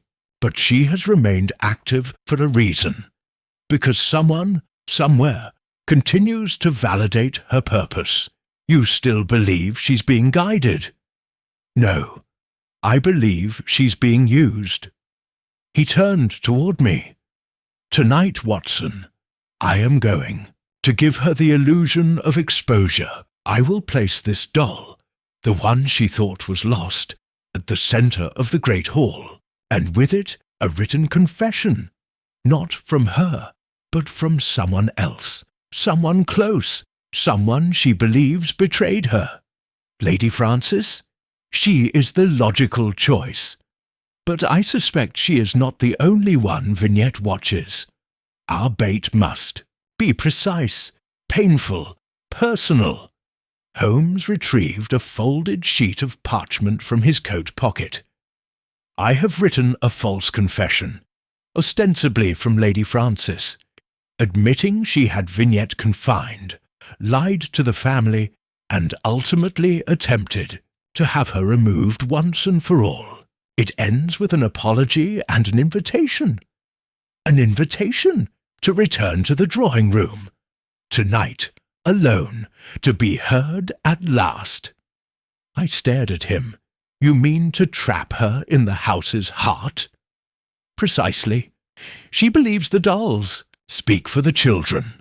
Let her believe one of them has brought her the truth she's always wanted to hear." Holmes placed the paper beneath the doll's arms, folded neatly, as though it had been handed over with solemn intent. "And what if she doesn't come?" I asked. "She will," Holmes said, "because she has never stopped listening. That is the tragedy of her madness. She cannot resist the sound of a voice that claims to finally understand her pain." At exactly 7:30, Holmes gave the signal. Wexley extinguished all but the necessary lamps in the house, and Lydia was escorted quietly to the safety of the vicarage down the lane. Lestrade arrived precisely at 8. accompanied by 2 discreet constables in plain clothes. Holmes greeted them in the east corridor, brief and sharp. "You will not interfere unless I signal," he said. "The figure will enter the drawing room between 8:30 and 9. Stay out of sight until then." Lestrade, despite his grumbling, agreed. "And you'll be where, Holmes?" "Exactly where she expects me not to be," Holmes replied, and disappeared into the passage behind the wainscoting. I took my place just outside the room, concealed behind the heavy velvet curtain at the entrance to the main hall. The drawing-room, now dimly lit and quiet as a crypt, felt more like a theatre than ever. The doll sat upright at the centre, facing the hearth.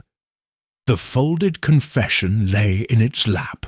Beside it on the floor, Holmes had carefully drawn a chalk circle, not for any arcane purpose, but to play upon Vignette's own beliefs. To her, it would seem ritualistic, sacred. A summons, the house groaned softly as the hour advanced. Floorboards creaked above. A draught moved through the walls. And then a footstep, soft, deliberate, from the east wing, then another and another. I held my breath. The figure appeared in the doorway, not Vignette, as I had expected, but someone else entirely. Wexley. He crossed the room silently, his eyes locked on the doll. He moved without hesitation, knelt before it, and reached for the confession. But before he could read it, Holmes emerged from behind the hearth itself, moving like a shadow with sudden speed. "Do not move," Holmes said coldly. Wexley froze. "I must say, Mr. Wexley," Holmes continued, "I had my doubts. But when you placed the second doll in Miss Markham's quarters, I began to suspect your hand." Wexley turned slowly, his face a mask of defiance. "She was losing control. You mean you were? You promised Vignette you'd protect her, that you would help her send her messages. And when she went too far, you tried to tidy it up." "She trusted me," Wexley said bitterly. "She had no one else." "You exploited her madness," Holmes said, "to frighten this family into silence. You used her to avenge old wounds, your own dismissal from the will, your years of servitude. And when she became unpredictable, you tried to destroy the evidence, the dolls, the drawings, the rituals." "She wasn't supposed to kill the girl," Wexley hissed. "Just frighten her, keep them afraid, keep the old woman weak.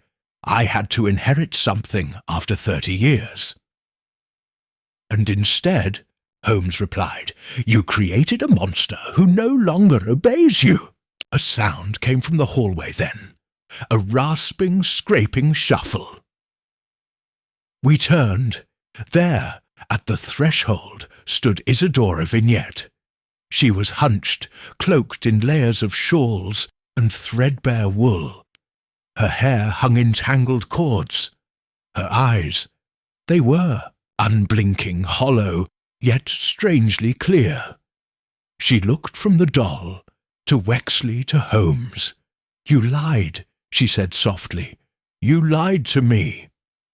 Wexley stepped forward, shaking his head. "Isidora, please, I did it for you."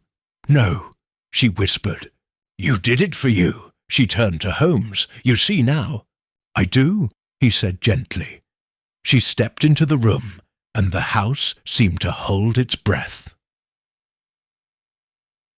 Chapter 12. The Moment of Recognition. Isidora Vignette stood just beyond the threshold, her figure dimly illuminated by the flickering hearthlight, casting long spider-thin shadows on the polished floorboards. She did not move closer. She did not tremble or cower. She simply stood, watching. Holmes, though standing only feet from her, did not make a move to apprehend her. He too was still, his posture a curious blend of wariness and compassion. Wexley, by contrast, was a portrait of collapse, his shoulders hunched, his mouth dry, his hands twitching at his sides. "You were never supposed to see this," Wexley muttered. "You were never supposed to come upstairs." Isadora's voice, though frail, carried through the room with eerie clarity. "I was always here. I've always been here." Holmes took a slow step forward. "Miss Vignette," he said gently, "I have read your letters. I've seen the tokens you left, the dolls, the chalk, the whispers, all carefully placed, all meant to say what no one else would hear." She turned her head slightly, not to Holmes but to the doll on the floor. Her eyes lingered on its brooch, the same red rose she once wore. "I made them speak," she whispered, "because they were quiet, because no one listened to the crying, not when Julian screamed, not when Honora whispered, not when I wept." Holmes nodded solemnly. "They locked you away in silence," Lady Frances said. "I frightened the children, that I made them weak. But I never laid a hand on them, not once." Her voice grew firmer. "I only told them stories, stories to protect them from this place." Wexley scoffed a bitter sound. "You poisoned their minds. You turned their dreams into nightmares." "No," Holmes said sharply, turning toward Wexley. "You did that. You seized on a woman's grief and built a theatre around it. You gave her an audience of shadows and let her believe it was sanctuary. And when she grew too loud, too chaotic, you tried to burn the stage down with her still in it." Isadora moved then, just one step closer, and the air in the room seemed to constrict. Lestrade, now visible in the corner near the curtains, shifted slightly. One of his constables moved behind the drapes, near the back wall. "No further," Holmes warned softly to them without turning. "Let her speak." Isadora's eyes, sharp and lucid, flicked to Holmes. "You understand, don't you, that it was never about hurting them?" "I do," Holmes replied, "but someone was hurt. Honora," she whispered. "Yes, she came to the grate. She asked me who lived behind the walls. I told her a story, like I always had. I told her the dolls would watch over her, that they would keep her secrets. She believed you." Isadora's expression clouded. "She brought one to me, a new one, the girl in blue. She said she wanted it to be part of the circle. I told her she must never leave it alone, that the dolls don't like being abandoned." Holmes's eyes narrowed slightly. "She told you she was being sent away?" "Yes, to a school, far from here. And you tried to keep her." Isadora lowered her head. "I gave her something to help her sleep, just a little. Something from the old apothecary box, like I did when the children had nightmares." "But her heart gave out," Holmes said gently. "She never woke," Isadora whispered. "When I crept in to listen the next morning, she was gone." Wexley made a small, strangled sound and stepped backward toward the hallway. Holmes turned to him. "You didn't discover her," he said. "You saw it happen." Wexley's eyes darted between us all. "No, you knew she was slipping deeper into madness," Holmes said. "And instead of helping her, you exploited her rituals to manipulate the household. You wanted the will revised, the inheritance redirected. You used her fear and guilt to sow, unrest. Wexley's face crumpled. I didn't know she'd killed the child. But you covered it up. She trusted me, Wexley rasped. I couldn't let her be dragged off to an asylum. I thought if I got rid of the dolls, the letters, the hidden places, it would end. But she kept returning, kept whispering. Holmes's gaze hardened.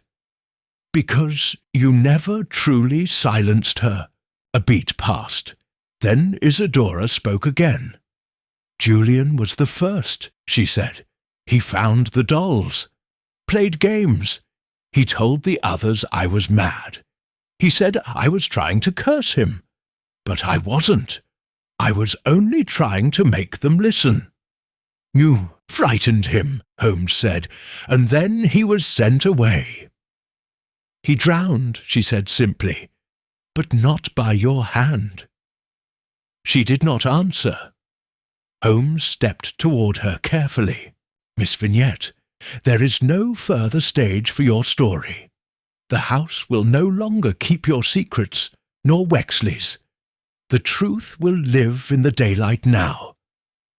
She looked up at him then, truly looked at him, and in that moment something passed between them. Recognition, yes, but also surrender. Holmes gestured slightly to Lestrade. The inspector and his men stepped forward, their footsteps quiet on the wooden floor. Wexley did not resist, nor did Vignette. She turned once more to the doll seated on the floor, the one in the black dress, her own likeness, and said softly, "They never let me be the guardian, so I became the ghost." Then she allowed herself to be led from the room. When they were gone, Holmes and I remained in silence. At last I said, "You knew she wouldn't run. She never wanted to," Holmes replied. "All she ever wanted was to be heard." He crossed to the doll and picked it up, brushing dust from its sleeve. She created a story so powerful it consumed the house around it. But in the end, Watson, even ghosts crave absolution. And as the wind rose outside and rain began to fall in soft, deliberate rhythm, the house, at long last, felt still. Not watchful, not haunted. Still, Chapter 13, the final attempt to escape. It was just after midnight when the peace we thought we had reclaimed was once again shattered. Rain beat steadily against the tall windows of Hollowbrook Hall, and the fire in the drawing-room had dwindled to an amber glow. Lestrade had departed with his men, escorting Isadora Vignette in a closed carriage bound for the Berkshire Asylum under special protective custody. Wexley, under guard in the study, had offered no resistance after his subdued arrest. Lydia had returned from the vicarage and was sleeping at last, exhausted but safe. Holmes and I sat in silence, each with a glass of brandy, the storm outside now a quiet backdrop to our thoughts. Holmes was not relaxed. He seldom was, even after a case broke. He studied the fire as though it might still be hiding a final clue. She said, "Julian was the first," he murmured, but she never quite explained how. I looked up from my chair. "You believe there's more to his death?" Holmes nodded slowly. "I do. Too many of these events, Honora's death, the dolls, the letters, they all orbit the idea of seeing. Vignette's obsession was with being seen, being heard, being believed. But Julian, he saw too much. And I think he was the one person she could not control." I frowned. "You think she killed him?" "I think someone did, and I think they're still trying to hide it." A knock came at the door. It was Lydia. Holmes rose immediately. Miss Carroway, what is it? She looked, pale, a robe thrown hastily over her nightdress. It's the nursery, she said. Something's wrong. We followed her through the darkened corridor, past the east wing stair, and down the hall that still held the weight of recent memories. The nursery door was open. The room smelled of damp cloth and candle wax. Lydia pointed. That wasn't here before. There, sitting on the bed, was another doll. Small, plain, but familiar. It was the very first doll, the one Lady Frances had shown us on our first visit, the one with a single glass eye. But that was taken by Lestrade, I said. He catalogued it for evidence. Holmes approached it carefully. The doll was seated upright, legs neatly dangling, its gaze fixed on the window. In its lap rested a slip of paper. Holmes read it aloud. She spoke the truth, but not all of it. There are still those who hear me. I will not be buried again. A moment passed. Then Holmes said, almost to himself, She's still here. You mean Vignette? I asked, but she was taken. Holmes turned abruptly. The real Vignette, yes. But this is someone else, someone who wishes the legend to live on. Suddenly, from below, came a thunderous crash. We ran, through the corridor, down the stairs, into the west wing. Holmes moved fast, faster than I'd seen him since we chased a thief across the rooftops of Bloomsbury. The noise had come from the library. We burst in to find the French doors flung open wide, rain sweeping in. A cabinet had been overturned. A lamp lay smashed beside it. Tracks, Holmes muttered, already at the doorway. Boots, moving quickly. We followed the trail out into the garden. Boots sinking into the wet soil, prints sharp and fresh. And then, ahead in the darkness, we saw the figure, a cloak, a flash of silver hair beneath a hood. The figure was running toward the gate at the back of the estate grounds. Stay here, Holmes said. Call for Lestrade. But he's gone. Then the constable in the study. Go! He was already moving before I could argue. Holmes vaulted the low hedge, boots splashing through puddles, and sprinted down the path. I turned and ran back into the house. In the main hall, I found Constable Reeve, dozing lightly on a bench outside the study. She's escaping, I barked. Come, now! Reeve followed, still fastening his tunic, and we returned to the rear garden just in time to see Holmes bringing the figure to the ground near the tree line. There was a brief struggle, mud flying, fabric ripping, before Holmes pinned the cloaked person beneath him. Reeve and I reached him moments later. Holmes stood slowly, and there, trembling, soaked through and utterly wild-eyed, was Lady Frances. Good God, I breathed. She said nothing. Her face was taut with fury and disbelief. Her hands, muddy, gloveless, were wrapped around something she clutched to her chest. Holmes reached and pulled it free. A book, a child's diary. The pages were stained and delicate. This, Holmes said softly, is Julian's. Lady Frances' voice was hoarse. He wrote lies. He wrote about her, about me. I told him to burn it. Holmes opened the diary, flicking through pages until he found it, a crude drawing of two dolls, and beneath them a single line.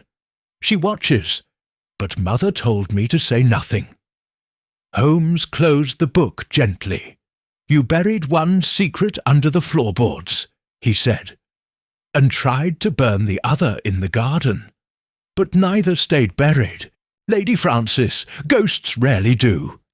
She stared at him, and then slowly, as the rain continued to fall, she sank to her knees in the mud. For a moment, no one moved. Then Holmes turned to the constable. "Take her inside. Keep her under watch."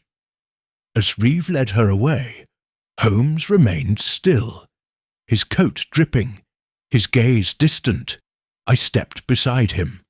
That was her final move. He nodded. The story was crumbling. She needed it to end with mystery, with fear. If the house could not remain haunted by Vignette, she would become the final ghost. And now? Holmes looked up at the grey sky. Now the performance is over. And in the distance, the bell tower of Morden Heath rang once, clear and cold, across the sodden fields. Chapter 14. Holmes closes in.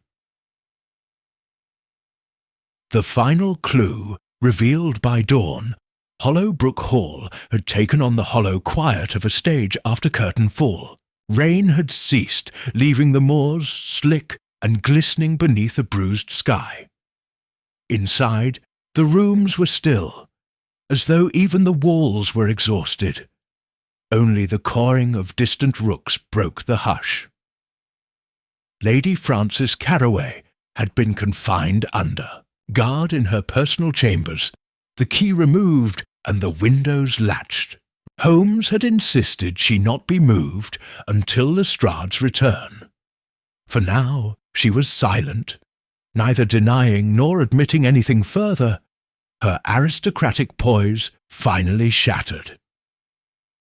In the drawing-room, Holmes stood before the hearth, Julian Carroway's diary spread open on the table.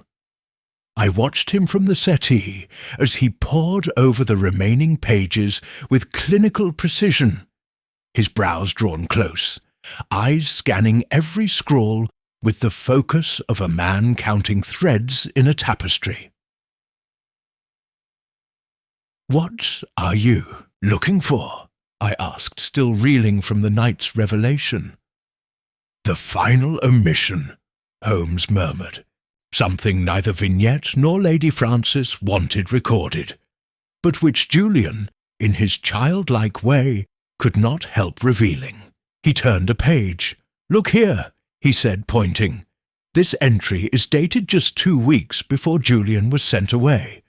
He writes, 'Nora took the doll to the secret room. I told her not to, but she said she wanted to make it smile again.'" "Nora," I said slowly. "Yes," Holmes nodded. "She was just a baby at the time. But she already knew the stories, the rituals. Vignette was still in the house, even if officially dismissed."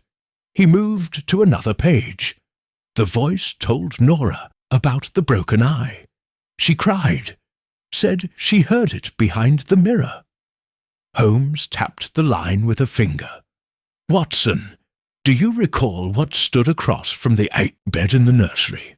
I blinked. The mirror, a child-height-looking glass, cracked. Precisely. That mirror had been replaced. Recently. The new glass was set poorly. It didn't match the age of the frame. A detail even I dismissed at first. But this note suggests the mirror held more than just a reflection. You think Vignette used it to communicate? Not just that. He stood. "I believe it concealed something." Within minutes we were back in the nursery. The pale morning light filtered weakly through the thin curtains, casting a watery sheen across the furnishings. Holmes moved directly to the standing mirror, now covered with a white cloth. He pulled it away. "I noticed this frame was unusually thick," he said, running his fingers along the edge, "more than needed for simple glass. And see here, 4 screws rather than nails. Someone wanted to access it repeatedly." He produced a small screwdriver and went to work. When the frame came away, the mirror tipped forward and revealed a buoy, shallow cavity behind it. Inside, pressed flat against the backboard, was a sheaf of yellowed parchment, a series of drawings, written notes, and one small bundle wrapped in silk. Holmes unfolded the bundle. Inside was a locket, Julian's, and a torn photograph of Lady Frances in her youth. Standing beside Isidora Vignette, I stepped closer. "They were friends?" I asked. Holmes shook his head.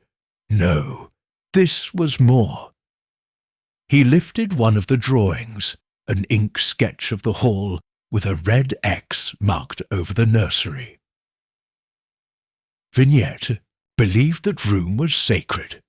She chose it long before Honora was born, and Frances allowed her to return to it. Why? Holmes held up the torn photograph. Because once, before the children, before the war with her husband, before the inheritance, Isidora Vignette was her sister. I stared at him. Her sister. Half-sister, by birth records. Bastard child of a servant, perhaps. Hidden, unclaimed, but taken in privately and raised within the estate. Educated enough to become a governess, but never acknowledged formally. He laid out the pages of letters found in the hidden alcove. Vignette's obsession with being seen, her need for validation, the pain of being erased, it all stems from this. She was both part of the family and never truly in it. I looked again at the photograph, but why allow her back at all? Why not simply turn her away? Because Frances feared her, Holmes said. Not physically, but emotionally. She owed her, and debts of blood are the most dangerous kind. He folded the letters with reverent care. She let her stay under false names, told the staff she was gone, hid her in the service tunnels, and bricked her into the house's shadow. And Wexley? Holmes's eyes darkened. A loyal servant turned conspirator. He facilitated it, maintained the lie, until it unraveled and he decided to weaponize it. A knock came at the door. Lestrade entered, hat in hand, damp from the road. His face was grave. "We've confirmed it," he said. "Julian's death was no accident. He didn't drown. He was found with bruising to the back of the head, covered up. The local constable at the time was dismissed shortly after." Holmes nodded, as though he'd known all along. "And Lady Frances will be charged," Lestrade said, "for obstruction, for concealment, possibly more." Holmes handed him the photograph and the locket. "Then this should be placed with the record. It is all the motive we'll ever need." Lestrade took it and nodded grimly. After he left, Holmes sat once more in the quiet nursery. "It was never about ghosts," he said. "Only people made to feel like ghosts." "And dolls?" I asked. Holmes gave a faint smile. "Dolls, Watson, are simply effigies, mirrors in a way. They reflect what we cannot face in ourselves." Vignette filled hers with grief. Lady Frances filled them with guilt. "And Honora?" He closed his eyes. "A casualty. The last offering in a long, cruel silence." We rose together and left the nursery, the cracked mirror now bare, the chamber no longer a shrine, but just a room again. Outside the rain had lifted, the storm was over, and in the cold light of morning the truth stood at last unmasked. Chapter 15.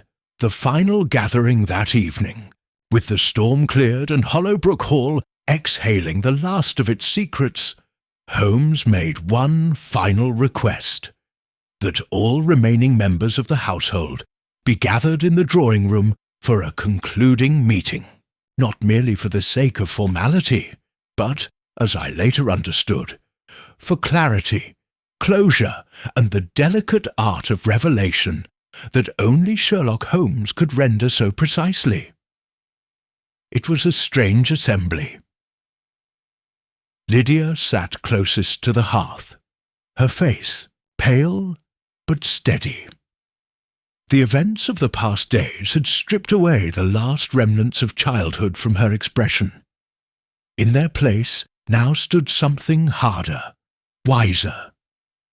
Next to her sat Miss Markham, composed and weary, her hands folded tightly in her lap. Constable Reeves stood near the door with a watchful expression, and Lestrade, returned from the magistrate's office, leaned against the mantelpiece with a document case under one arm. Lady Frances did not join us. She had refused to leave her room since the failed escape and subsequent unmasking. According to Lestrade, she had been formally charged and would be transferred to a London holding facility within the next 48 hours, pending psychiatric evaluation. Holmes stood at the centre of the room, his tall figure lit by the flickering lamplight. The governor's doll sat once again on the table before him, a silent effigy, its glass eyes reflecting the firelight. "This house," Holmes began, "has been haunted for many years, but not by spirits, rather by secrets, generational ones, the kind no candle can banish and no priest can absolve." He turned slowly, making eye contact with each person in turn. What occurred here was not a single crime, but a series of them, layered like dust, each one obscuring the next. We were brought here to investigate a death that appeared impossible. A child in a locked room, found with a doll beside her. And yet, in that impossibility, we found the truth. He gestured to the doll. Honora Carraway did not die of illness or misfortune. She was given a substance, likely chloral or laudanum, in small measure meant only to sedate. A gift from someone she trusted. Isadora Vignette, the former governess turned phantom, administered it in an effort to keep Honora from leaving. It was not intended to kill, but it did. There was a rustle of movement. Lydia's hand went to her mouth. Vignette believed herself a protector, but she was a woman broken by abandonment, hidden from the world by the very family she once served. In her exile she clung to meaning, crafted it from dolls, drawings, whispers in the walls. She created a mythology to justify her place in a house that refused to acknowledge her existence.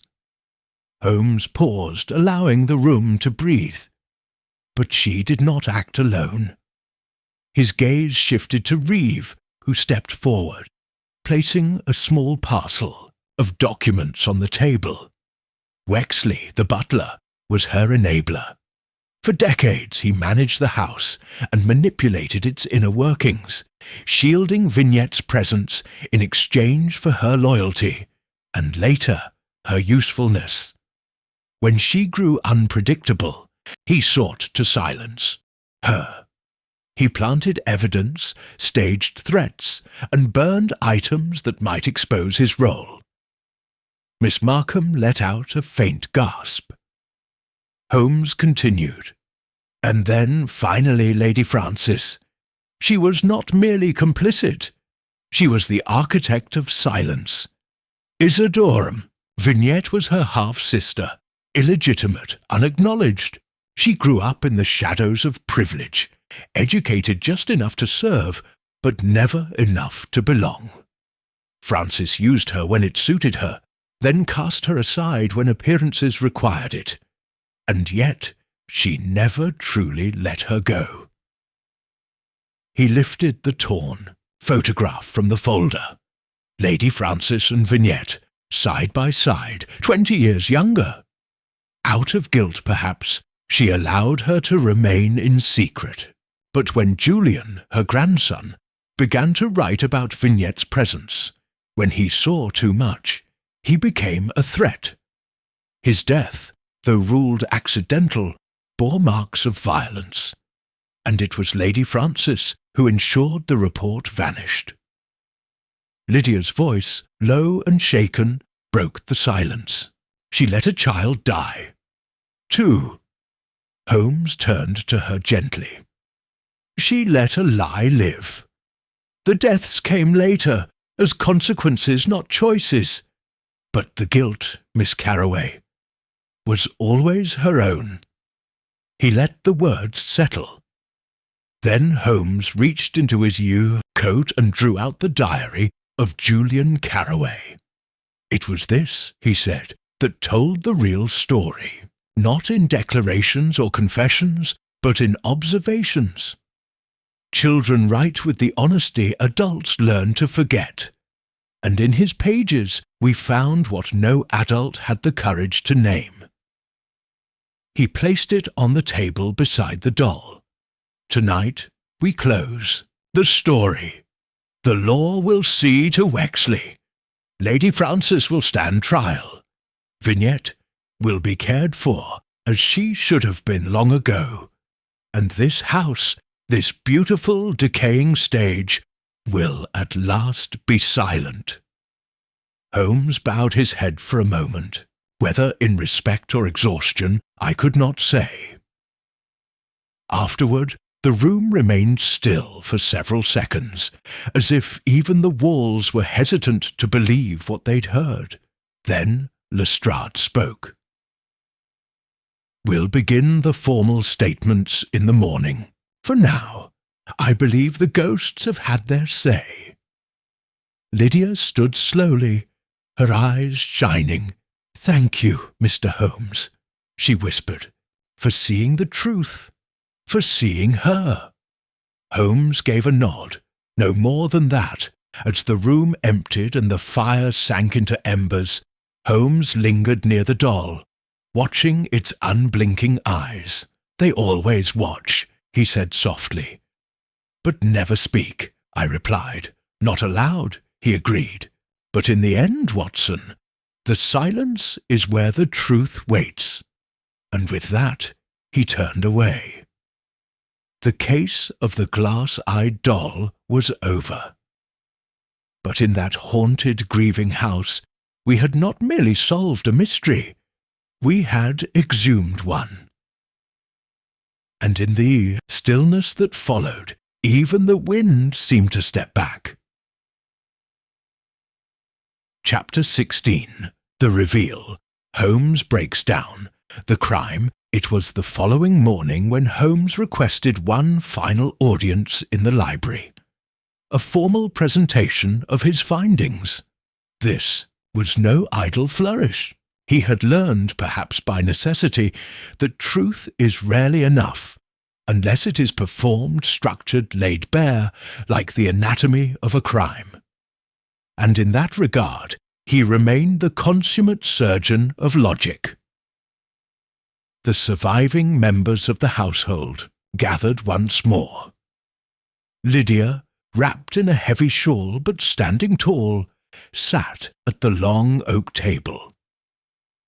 Miss Markham remained close by, her expression drawn but attentive. Lestrade stood to the side, arms crossed, while Constable Reeve took notes near. The fire, a chair at the end of the table, remained empty. The space reserved for Lady Francis, though she would not attend. She had withdrawn fully now, both in mind and body. Holmes stood at the head of the room, a map of Hollowbrook Hall unfurled behind him, with pins and threads placed across it like a cartographer charting the veins of guilt. He began, as he always did, not with drama, but with clarity. The death of young Honora Carraway presented itself as an impossible event, he said. A child found lifeless in a locked room, with no sign of struggle or forced entry. The sole anomaly, a doll, foreign to the nursery, placed upon her pillow. He turned to face the room. This illusion of impossibility was not the result of supernatural influence, but of deliberate design. Isadora Vignette, long presumed gone from this household, had been living within the sealed tunnels and service shafts of Hollowbrook Hall. With assistance from Wexley, she was granted a hidden existence, one she interpreted as both punishment and purpose. He stepped toward the hearth, where the original glass-eyed doll now rested within a display case. Vignette's descent into ritual and symbolism transformed the house into a kind of stage. She believed the dolls could speak, not just to her, but through her. They became instruments of both remembrance and control.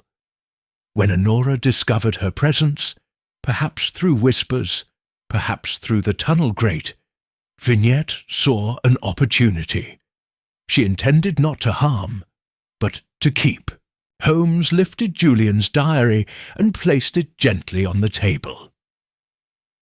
But the true key to this mystery lies not with Honora, but with Julian. Years earlier, he too had discovered Vignette's presence. He documented her rituals. He knew she had not left, and he tried to tell someone. He opened the diary to a marked page and read, "She's under the house again, talking to herself. Wexley says not to tell, but I think she's dangerous now." Julian's warnings were not ignored. Holmes continued. They were silenced. He was sent away, and shortly after he was found drowned off Brighton. The local constable's report was altered. The injuries to the back of his head were downplayed. That constable, I discovered, was dismissed under suspicious circumstances. He turned toward Lestrade, who gave a grim nod. "The revised death certificate has been retrieved," the inspector confirmed. "The bruising was real. Cause of death, likely blunt force trauma." Holmes returned to the front of the room. That murder was not committed by Vignette. It was committed or ordered by Lady Francis. Julian threatened the balance she'd struck.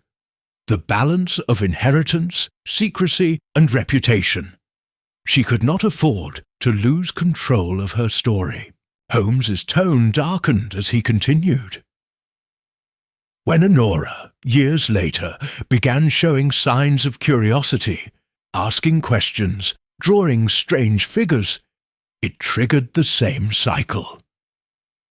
Vignette, once again permitted to linger in the shadows, gave Honora a sedative meant to ensure sleep. But the child had a congenital heart condition. The dosage, while small, proved fatal. He gestured toward the map of the house. Wexley, already spiraling from his role as both conspirator and caretaker, discovered the body. Rather than alert the authorities, he staged the scene. Placed the doll, locked the door, made it seem inexplicable. Holmes moved to the far end of the table, where the torn photograph of Francis and Isadora lay under glass. All of this, every misdirection, every symbolic gesture, was born from a decades-old sin, the concealment of a blood relation. Isadora Vignette was Lady Francis' illegitimate half-sister, not only unacknowledged but erased from public record. And yet, she was educated, raised in the household, made governess. Her dismissal, years later, was not for madness, but for witnessing too much. He looked now to Lydia, who had not spoken. "Your brother's drawings, his panic, your cousin's death. They were all pieces of a puzzle buried beneath layers of polite fiction. Hollowbrook Hall was not haunted, Miss Carroway. It was haunting itself, feeding upon its own lies. Lydia's eyes shimmered. Why didn't she tell us? My grandmother? Because she believed silence could contain consequence, that by building a wall around the past, she could prevent the house from crumbling. Holmes's voice softened. But walls rot when they conceal wounds. There was a long pause. Then Holmes drew breath and spoke the final word. Justice. Closed the diary, folded the photograph, and turned to Lestrade. The evidence is yours. The truth has been presented. What remains is a matter of law. Lestrade stepped forward. Statements will be taken in full. The Crown will determine the extent of the charges, but I believe we have more than enough for prosecution. Miss Markham rose quietly and took Lydia's hand. "Thank you," she whispered to Holmes. "You brought light into a place that feared it." Holmes only nodded. When the room had cleared, and only the two of us remained, I turned to him. "You knew, even early on, I suspected," Holmes said. "But the pieces were scattered, like shards of a shattered mirror. It took time to find the frame and the dolls." He looked down at the glass-eyed effigy one last time. They were never merely dolls. They were memory, each one an echo of a silence that refused to die. He turned toward the window, where the sun was at last breaking across the frost-slicked moors. "Come, Watson. The ghosts have spoken.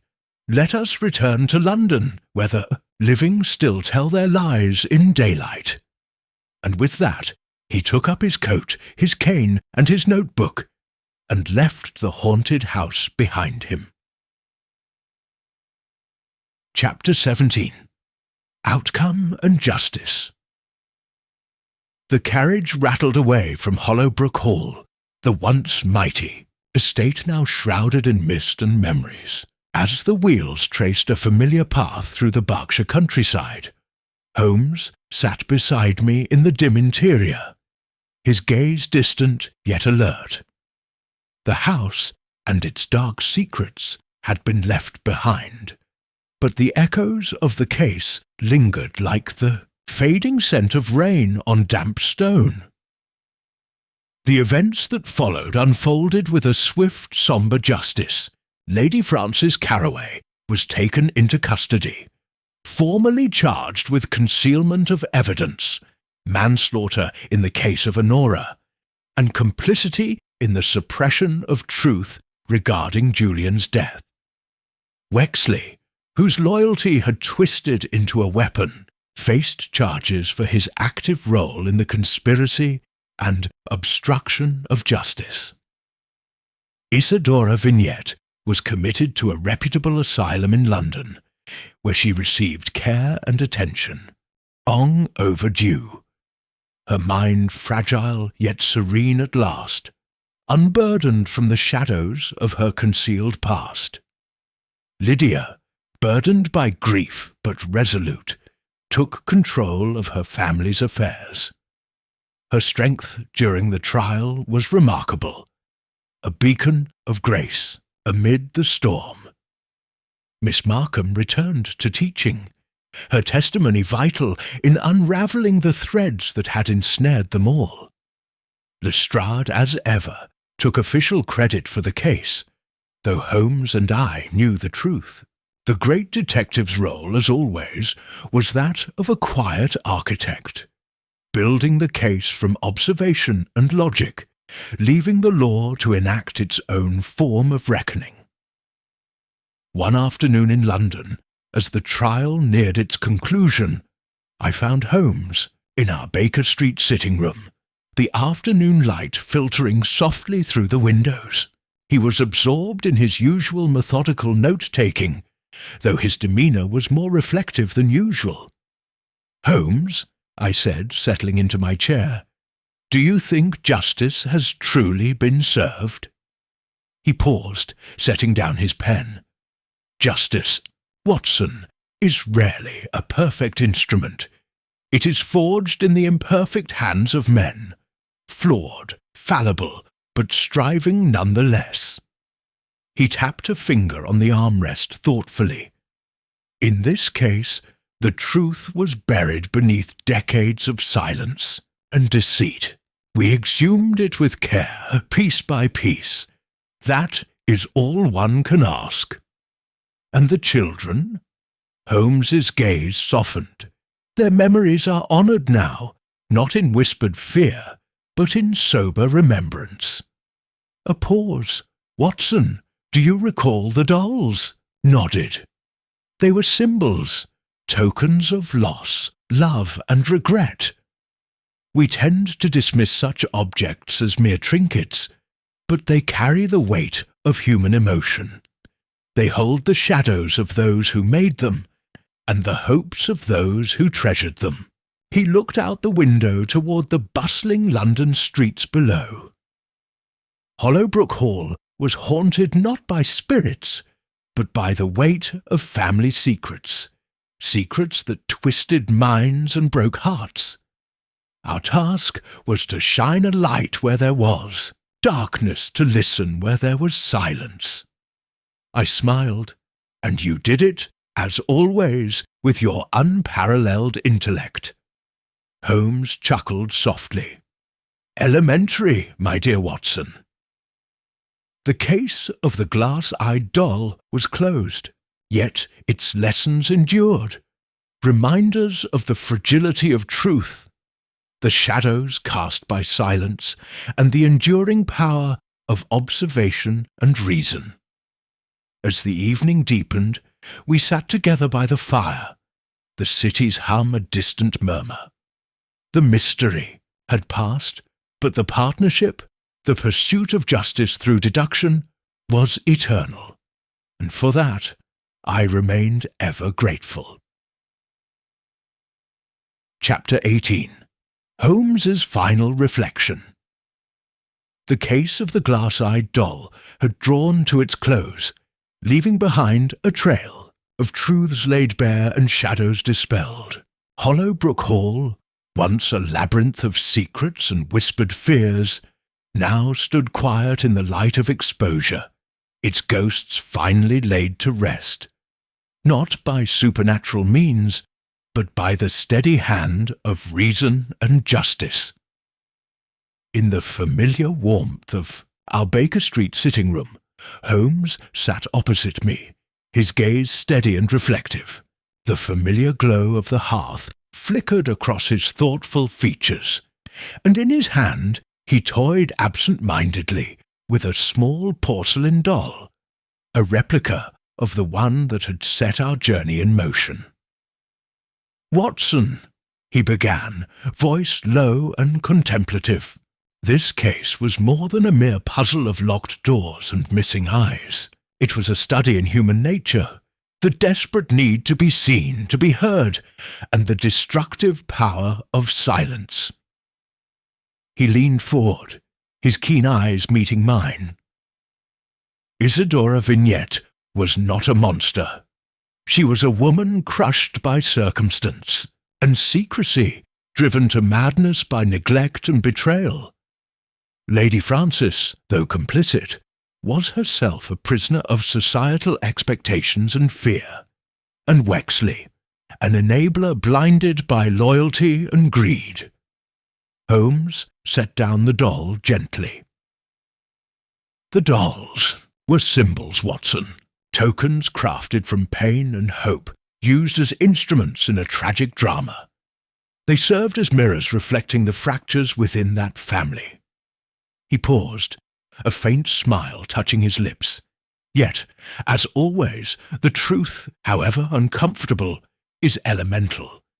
It is the foundation upon which justice rests, and justice, imperfect though it may be, demands that we uncover the facts, lay bare the lies, and allow the light of reason to penetrate even the darkest corners. I nodded, feeling the weight of his words.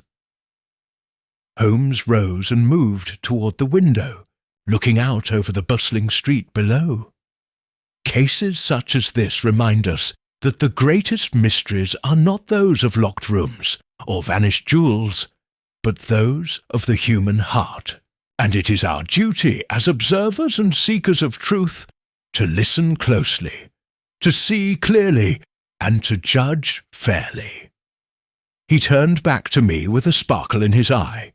Elementary, my dear Watson, elementary. And with that, the great detective settled back into his chair, the familiar rhythm of our partnership restored. Outside, London bustled on, indifferent and eternal, but within our humble rooms the shadows had been lifted, if only for a time. The mystery of the glass-eyed doll was concluded, but for Holmes and me the pursuit of truth was never ending.